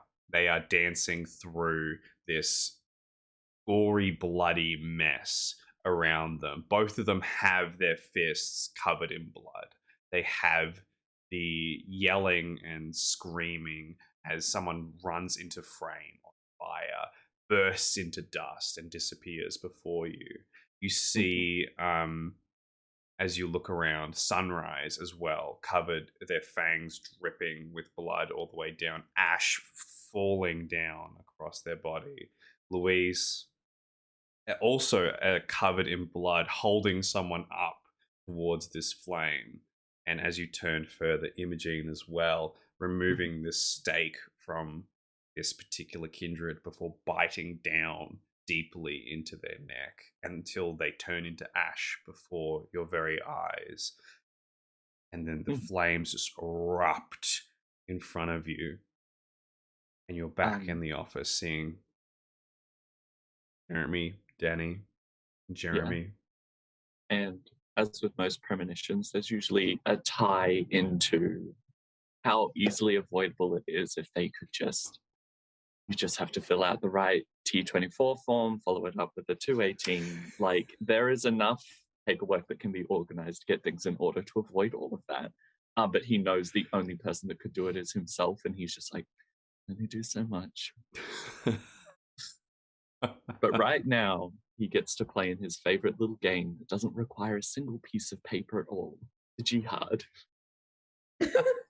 Now, I do need to ask, in what particular, you just described an old woman needed to be... Jane Pennington is the old woman. Yeah. Jeremy, at this particular moment, you see the old woman making her way through with this white cowl covering most of her features, hunched over, talking to some of the other Malkavians that happen to be here as well. Is this supernaturally enforced? It's more of a suggestion. It was a mundane suggestion given, but he is watching Jeremy to see if there's movement. He's also keeping an eye out because he knows, as this fun little game is played, Jane Pennington is going to be trying to fuck with him too. So there's probably another Malkavian that like bumps into him and drops a small pile of papers. And it's like, oh no, I seem to have mixed these forms up. And I think he's just like, oh, you got me, Jane Pennington. And he goes out and picks up all the papers.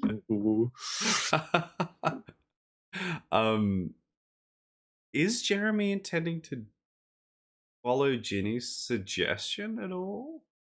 Fuck yeah, for the promise of supernatural booty call, hell yeah.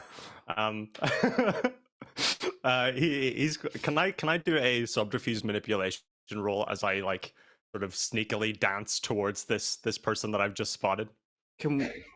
Yeah, I'll also let's get manipulation subterfuge. If you had a specialty in dancing under subterfuge, I would have allowed it, but I don't think we particularly have that in this case.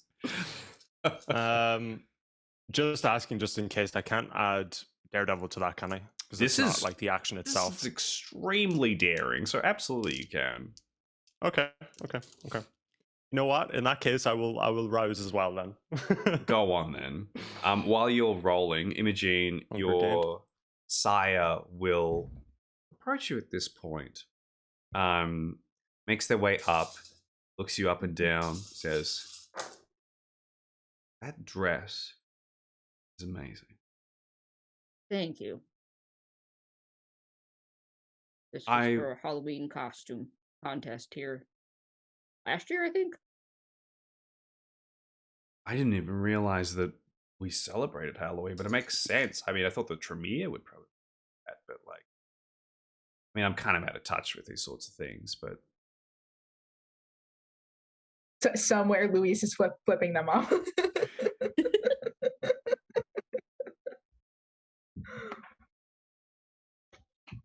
and how are Somebody came. Hmm? Good. I had a very interesting interaction over at the blood cooler before everybody showed up. It's always the blood cooler. Always the blood cooler. Mm. She like looks around the room. Does she spot Jack at Malkov? Oh yeah, he's He, looking like, at you. She points at him. She just like straight up just points at him. Him called me Anak and told me that he would tell on Hakeem on me, and I'm like, It's office pranks can really just get out of hand sometimes. I mean, less of a masquerade thing in here when we're all Yeah. kindred, right? It's just an office prank. Nothing to. I mean, I can see the resemblance. Now that you mention it. I didn't know her. I think someone in your line knew her. It's definitely true. I mean, I've seen drawings and such and resemblances, perhaps in passing, but like I said, it's just an office prank, like putting someone's stuff in Jello or making their desk go outside or, put it on the roof or something like that. It's just harmless office pranks. She's like, I'm going to text you something that I discovered, and I would really like for you to like help me look into it. And I will wear the clothes that you gave me more so of if you do that. Hey, you know what? I think that's a pretty good deal. She texts him about Happy to the help. fact that, she texts him about Walter Schmidt hasn't been seen in 6 years, and Danny isn't who he says he is. You want me to dig deeper? Yes, please. Okay. Keep wearing stuff, because that was expensive stuff. Like, I don't have a lot of money. Be pricey. And I'll dig a bit deeper. How does that sound? Thank you. Lovely. It sounds like things are happening in the blood cooler, so I'm gonna make my way over. If Please. it's okay, I think Malkov has shifted closer to this discussion, and he's like, pranks. I love a good prank. And he's just going to insert himself and be like, the greatest joke, the funniest thing of all is a little game called the Jihad. It's my favorite. Would you like to play in it? There's no paperwork, I promise. I don't know about you, Imogene, but I love a good game once in a while. Do you have any idea where your sire is like based? Or do they travel around? My sire? Yeah. He travels around. He cool. is. I mean, he's just like a 90s grunge / hippie person right now. So staying at a motel somewhere down the road. A Motel 8. Yeah. Those that are from the States, no. I think he like leans forward. It's just very creepy. And like, I think there's almost this interpose. There's multiple of him just being close to him. And he leans closer to, is it Zahir? And he says, In Chicago, there is a Malkavian that runs a circulatory system. It would be hilarious if that was destabilized for a minimum of 4 months. That would be hilarious. That would be a very funny joke. It would. And he looks over to Jane Pennington and just has this like, she'll Jane- never expect it. Imaging, your sire sort of nods to themselves, goes, that is a good one. I think that we'll get a couple of laughs out of that. I'm going to dig deeper into the Imaging, but I'm going to do something first. That's fine. He does that same body turn and then yeah. Your sire stands up, makes their way to the blood cooler, starts organizing some things. Louise and Sunrise, your sires have started talking to each other, and there seems to be some heated words being exchanged. But we'll get to that in a moment. Jeremy, how many successes? With a critical win. 9 successes. Incredible. You groove and dance your way over in such a way that nobody pays attention whatsoever. What's your intention with this subtle subterfuge dance? I'm going to move my way over to this character as close as possible, and then I'm going to, whilst still dancing, reach into my back pocket, pull out a stake, and attempt to stab them right in the heart. A strength melee, please. Got one. Specialty. That arouse as well. Best. Another 2, and then am I adding reckless? Absolutely. Perhaps unknowing to Jeremy of how reckless this is. This is reckless. Wish me luck. You got this.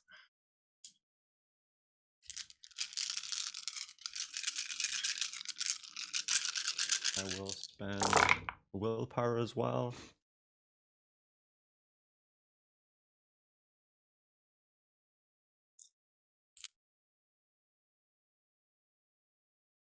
Okay.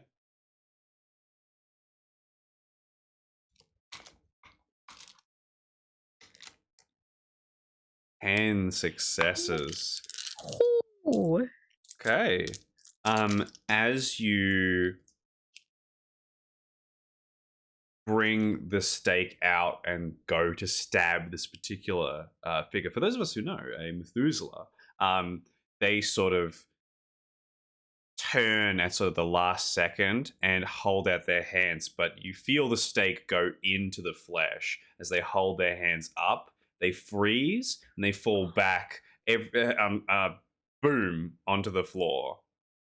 A lot of all the Malkavians turn and look all at once. And I'm just dancing. They don't do anything. They just turn and acknowledge what has happened. It's almost like you've touched this slight bit of the spider's web and it's ricocheted across the entire thing. I think Malka has a piece of paper. Can I dance back into my corner? He's just giggling into paper, like.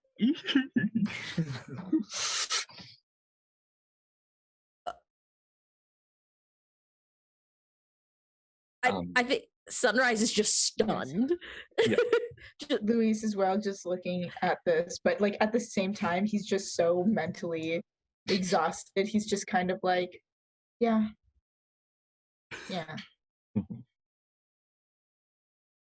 Imogene just watches it happen and she's like, oh, okay. She also had a very long night and is still kind of hungry. Luis is going to turn to Sunrise and being like, let's let somebody else deal with that. Okay. Our sires look like they're going to rip each other's heads off. I'm half want them to do it. But I don't know if you like your sire. Uh, uh, and I think there's just a second of what like Sunrise is trying to say, but like she physically like there, especially with 5 hunger, there's just a lot of things It's going okay, on never with mind. Sunrise like physically Mhm. before she just kind of like resets. I understand. Yeah. Oh god, I don't know unless he directly tells me what it is he wants to happen.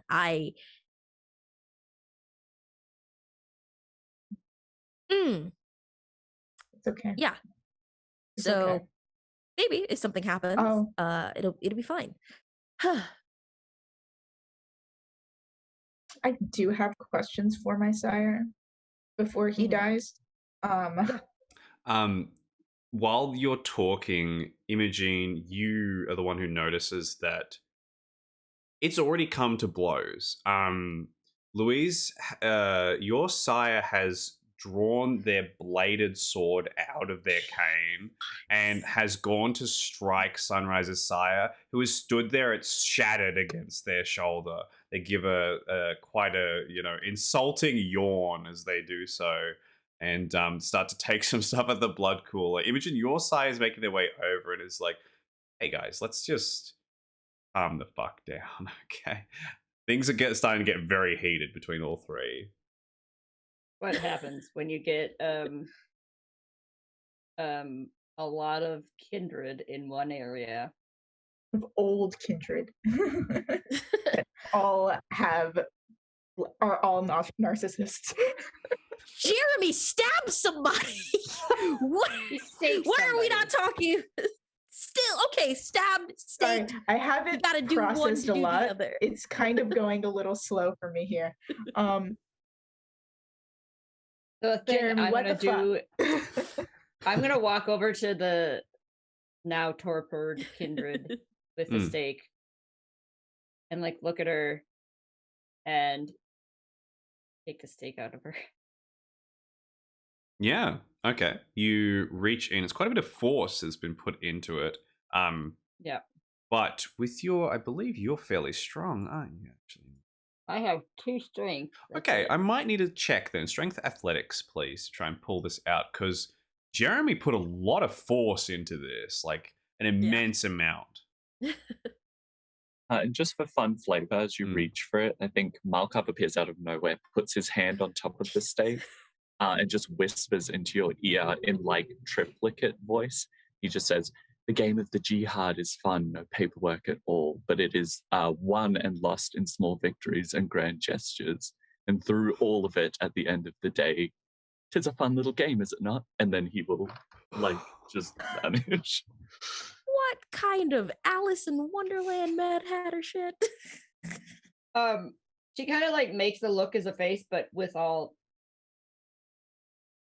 3 successes of the 2.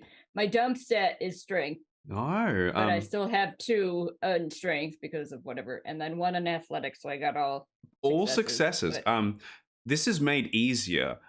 You're surprised with the amount of strength you put into this. You shouldn't be able to pull this out, but yeah, it's almost like the stake itself is pushing up out of the body, and you pull, and the stake comes out. The woman wakes up. I help her up. Oh, thank you, my dear. Wasn't expecting to be staked today, but No. prizes come in all forms, don't they? Is Malkov still standing right next to me, or no? No, he like moved off, and I think if you look for him, you watch him get tripped by a different Malkavian as he walks by a desk, and he like hits the deck, and he slams the ground. He's like, "Jane," and gets back up.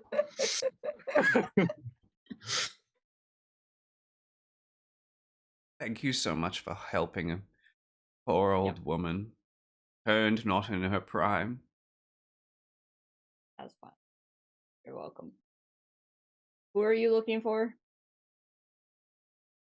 Are you asking her? Yeah, are you looking for anybody here? Oh no, I just came in with everybody. Some of the Toreador said that there would be free food, so I just came in as well. Yeah, I'd find the one named Danny Schmidt, who I don't know, may or may not be who I think he is. But Oh, the um, Chaos Bringer, yes, of course. The chosen wh- one to make ruinous across New York. Yes, that one. what? Danny isn't who he says he is at all. I want to know more about him. And why is he the bringer of chaos, according to this old lady that I helped get up? Also, why have I never seen Malcolm before? I've never seen him before. It's like he just showed up. What? Can you Really, it's Danny. Nepotism, baby Danny. Jesus. You know Can what? you- Why not? You hear behind you, Markov being like, "He who shall unseat the scales from this city and bring ruin across them all." that we need to take out Danny? Like, are we talking about the same Danny? There's a lot of Dannys. There's about 30 in the room here right now. She kind of like looks around the room for Danny Schmidt. Can she see him? Disturbingly, every Malkavian named Danny is looking at you right now. Danny Schmidt, yeah, same place. So- He it's been like 20 minutes, 25 minutes, and they're still going at it. This playlist is rocking, and they're having a great time, all of them. She kind of like gestures slightly at the one that's dancing, not the one the one that's wearing. What is Jeremy Hayes wearing? Just what I'm wearing. Oh, the one that's dressed nicely. That one. Yes, the Chaos Bringer, the one that will, beside the Gemini twins, the one that will cause the reckoning and the flames and the deaths you will cause, poor Imogen. The one that makes the moon bleed and the sun go dark. And image surface thoughts on her right now. She's like, must take out Danny. Is chaos so bad? For her, it is. Chaos is all part of the game. My favorite game. Lovely to see you, Jane. And to see you as well. At this point, can Luis sort of pull his sire away from whatever like scene he is making? You can see that he's about to start. He goes to draw some bloody arcane symbol across his skin, but Imogene's sire actually whispers something that comes out in multiple voices in a different language that actually just cuts straight through. And the symbol that they draw seems to be some sort of aggressive thaumaturgy, just vanishes, cuts off instantly. As they do so, they turn and look towards them, and this is the moment when you, Luis, hear, and in their shock, And I'm like, not the deep in the hole. they sort of let themselves be led away from this. Not Imogene's today. sire, a little wave, starts talking to I wave back Sunrise's and I'm like, sorry. I look at Sunrise's sire. Sorry. You take them aside of a moment. And I say, you have given me lectures about making scenes. So what the fuck was that? What was what? I was insulted. That's right, I was insulted.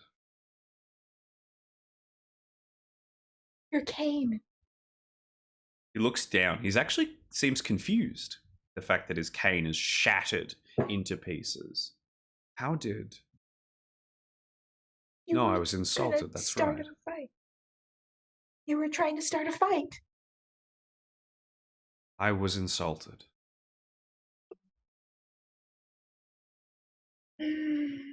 I take him outside. We need it.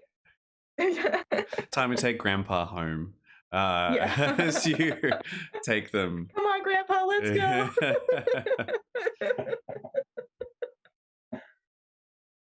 But I do have questions for them. But if you want to do something first, then No, have your questions, please. right. Before you go back to wherever you're saying whoever is giving you haven while you're here. Who is giving you haven? Jennifer, one of your sisters. How many sisters do it?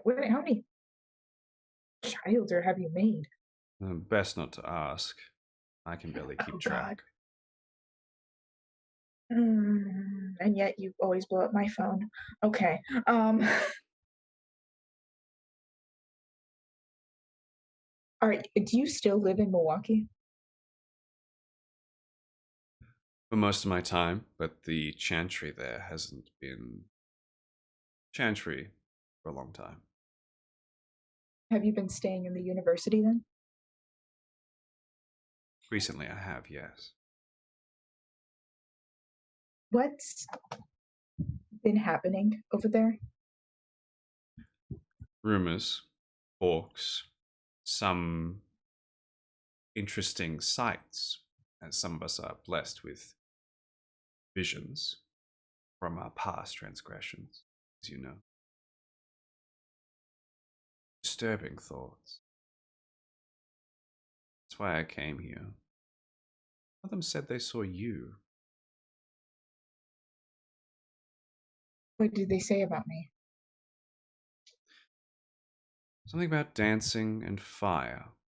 Hence why my question earlier. I'm not on fire and I'm not dancing. Quite. Superstition, I suppose. What has the prince been doing? Now that is a very long conversation. Would you accompany me back to the chantry? All right. Two of you get into the car and make your way off towards the chantry. We come back to all the Malkavians in the office start making their way in a very orderly line into Malkav's office and are filing their own personal paperwork and those of others as well in the most orderly fashion that you've ever seen, all in the right place, in the right location. This is what a healthy child-sire relationship looks like. That is non-toxic and non. I have a question out of character because I'm not sure. So Sunrise has spoken to Ginny this session. Does she tend to check up on Ginny frequently? I checked up on Ginny. Oh, right. Yeah. Do you often check up on Ginny? Occasionally when I see her in the office. All right.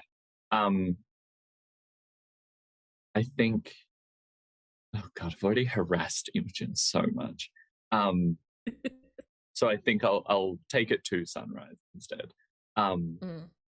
So I think any move to go towards your sire or your sire towards you, whatever comedic timing works best, Malkav just appears near you, hands you this small slip and is like, your TO4 minor boon was not collected properly. You need to make sure that section 6 has the right box checked. Oh, fuck. Sorry. Normally I'll get to that right away. Many people don't understand the intricacies of these forms and how they interact. I have been working for millennia to understand it. and in doing so, spreading it out amongst those who share my blood to understand it, and hence the clan has formed. However, Ginny, and he turns to look at her, she is a port of calm in the storm that even I cannot deal with. Mm-hmm. Be sure that she is kept safe. Yeah, sure. Absolutely. Everyone loves Ginny. Yep. Got it. How are you?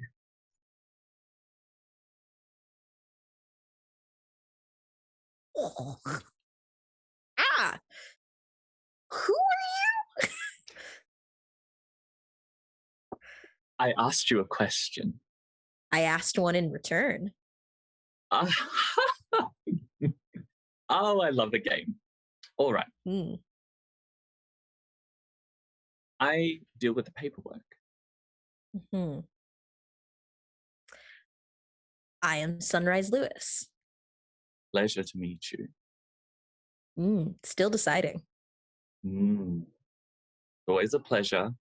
Though you have messed up this TO4 form. Oh, okay.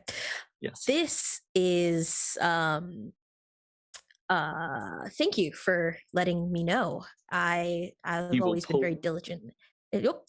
Just take out it. Okay. a C12 form and put it down. Mhm. And it is a registration form for the creation of a new venture. And it is your creation paperwork. And at the bottom, there is a small section that is like the becoming, which is, he points at it and it's not been filled out, but it does have your sire's name. When this form is completed by your sire, the signature given, the becoming is complete and you become kindred, full and whole of your own right. Do you want that?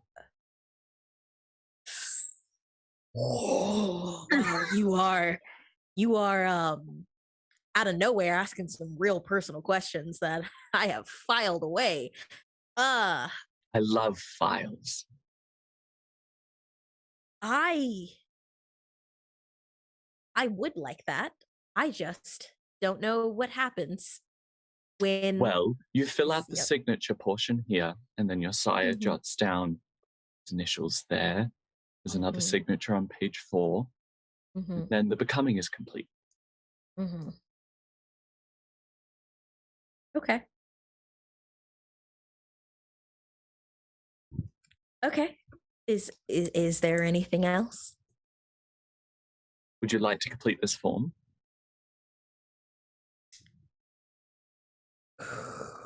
I'll leave you with the TO4. And he grabs the paperwork. Wait, no, I want the C12. I want the C12. He turns around and he just goes, seems the only signature we need is, and he's going to start walking towards your sire. Fuck. Yeah, I'll follow as I try to fill out the C6.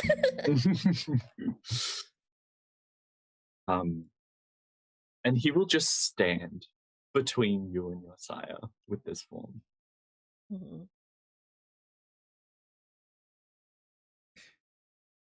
Are you gonna say, am I Mr.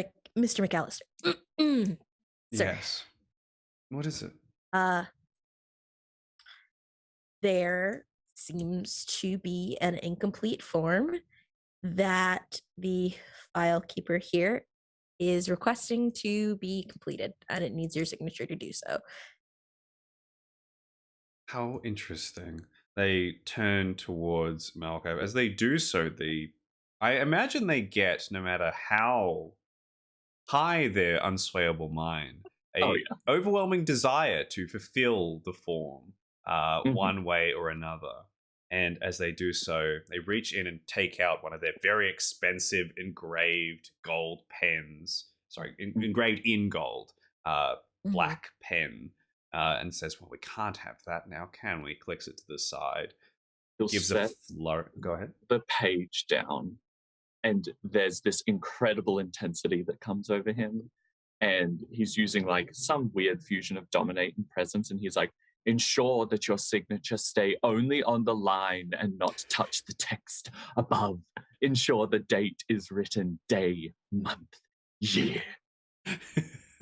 It is as requested to the finest of their ability. And the form is signed very neatly with it. And that same like triplicate voice he used against Imogen, he's like, and so you have become Sunrise Lewis. I like Thank look at you. my. Grab the TO4 and we'll walk off. I like open my camera front facing. Do I look any different? Do I have a mole somewhere? No. No. Okay. The As fuck was that? as our shifting perspective comes across the office, I'll ask you, Jeremy and Imogene, is there any little scenes you'd like to have here just before we wrap up our session? As our Malkavians have filed everything and they're on their way out of the office, and our sires are also beginning to leave, having been impressed with what they've seen. Imogene looks in the office that is the mysterious Malkavian that she doesn't know whose name it is. Like, wow, that's the tidiest I've seen it in a long time. There's faint yelling. You didn't fill out section 8 correctly. Come back.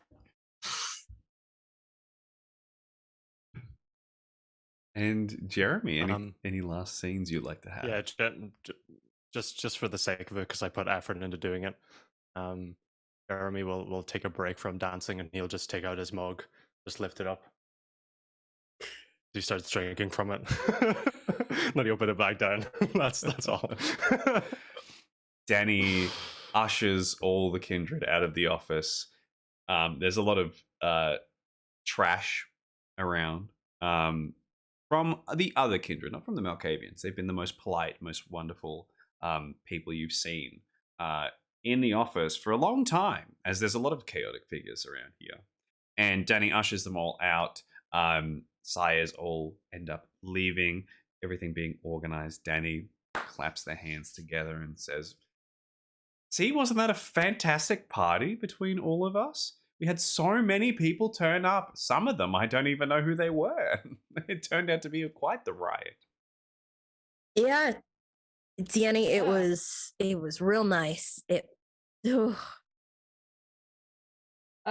Danny, who is, I don't know if Malkov's still in the room or not, but points at him. Who is that? The motherfucker with the bow tie. That's Malcolm. He does the papers. You never talked to Malcolm before? No. He'll move beside Danny and be like, we need to speak to accounting now. That is not the paperwork that I care to deal with. Accounting is Lewis. We have a lot of work to do. Sounds like, where is Louise? Louise sends a text to everyone saying he's going to drop his sire off. How convenient. And I think Malcolm slams his hand onto a desk and he's like, Jane! Again! And then we'll walk off.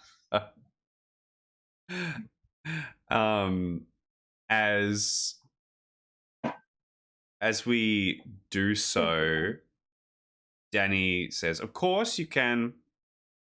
I said, "Save the thanks." So,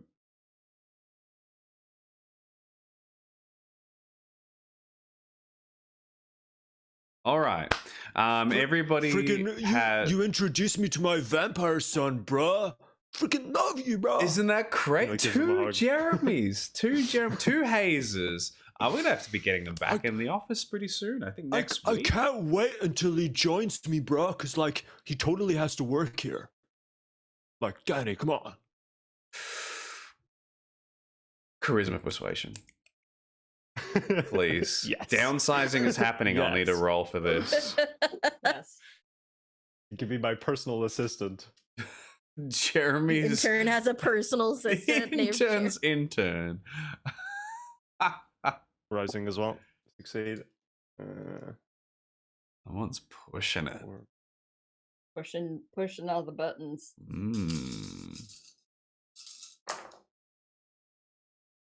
Willpower reroll. I'm now impaired.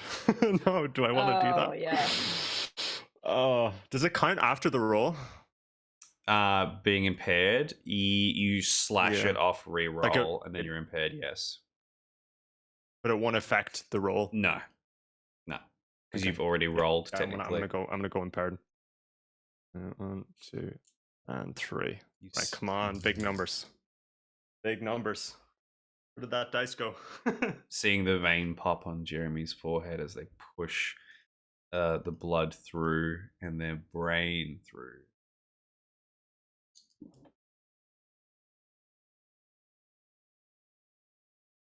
Five with a crit, but not a crit win. Okay, 5 successes. Danny goes, you know what? If we can give them some kind of not job, anybody got any suggestions? We could. Would I have overheard that he's a veterinarian? Yeah, absolutely. He's a veterinarian. He has a job. So I guess he could bring in what is that term that the kind use when they bring in therapy animals? There we go. Yeah, nobody has any allergies to cats or dogs or anything, right? No.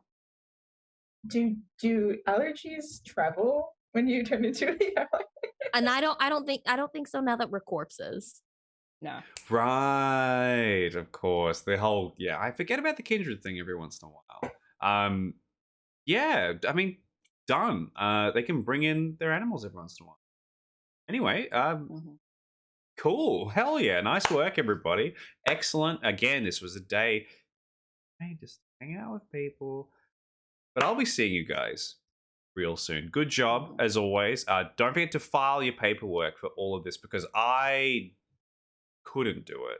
So many sires, so many names I don't know. And he goes handing out all these big folders of individual paperwork to each of you to sign for, health and safety for having your sire in the office place, the damages they've done, all tallied up nicely. Being like, all right, so as soon as you sign those, you can hand all my paperwork to Jeremy too. Jeremy too takes it. I'll just take it from Jeremy too, and I will fill out the paperwork.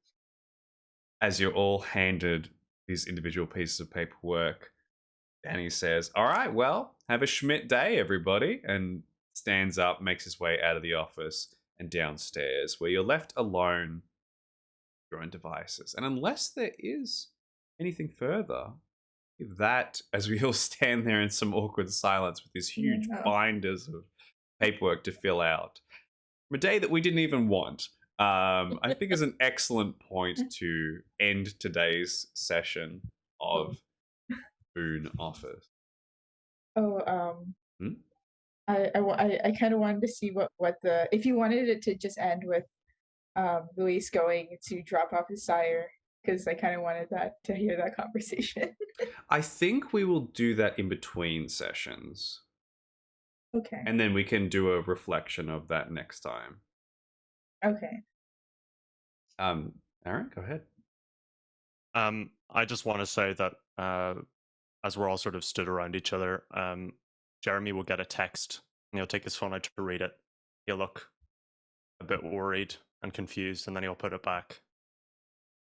And we'll also find out about that next time as well. Interesting. Okay. Excellent. Thank you everybody for joining us for this wonderful session with these wonderful, wonderful people as always. I mean, I had so many laughs this session because it's very hilarious people, very fun people to be with. Let's go around and introduce ourselves once again and tell us where we can find you, what your socials are, what you're up to, everything. I want to hear all of it, starting with Victoria. Hi, my name is Victoria Vela.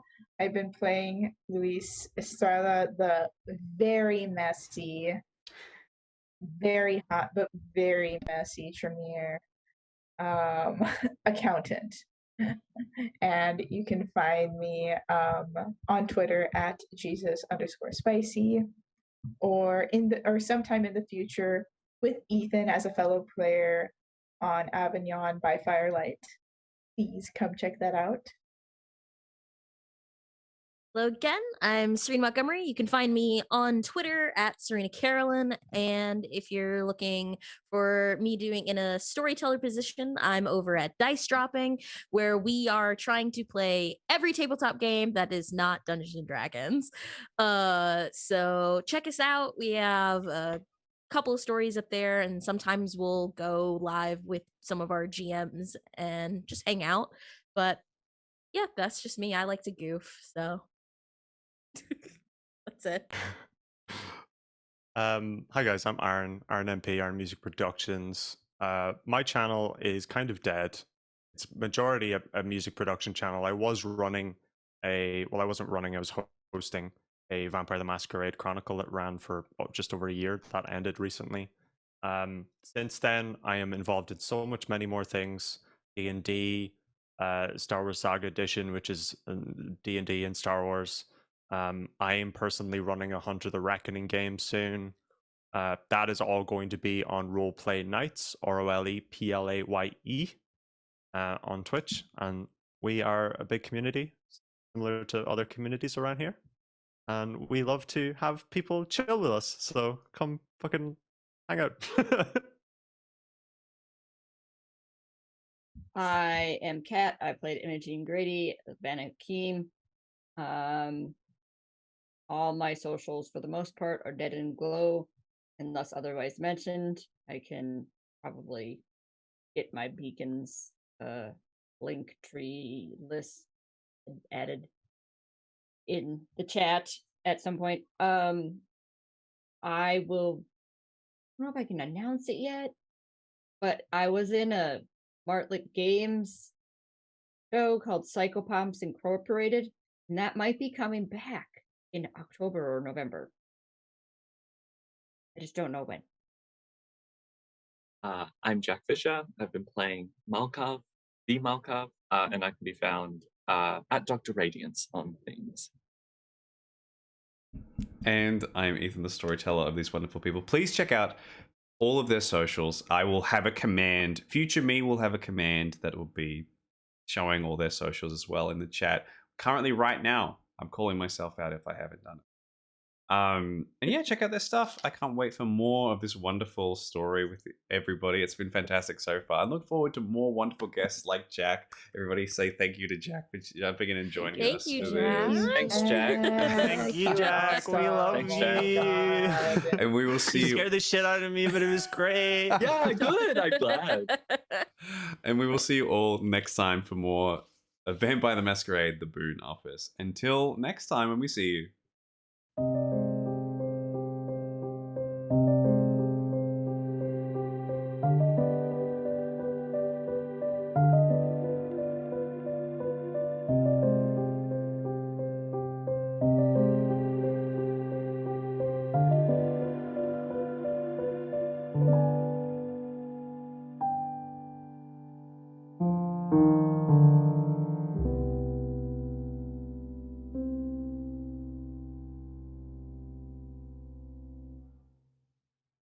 Yeah, bro, I freaking asked my vampire dad to show, but he just didn't.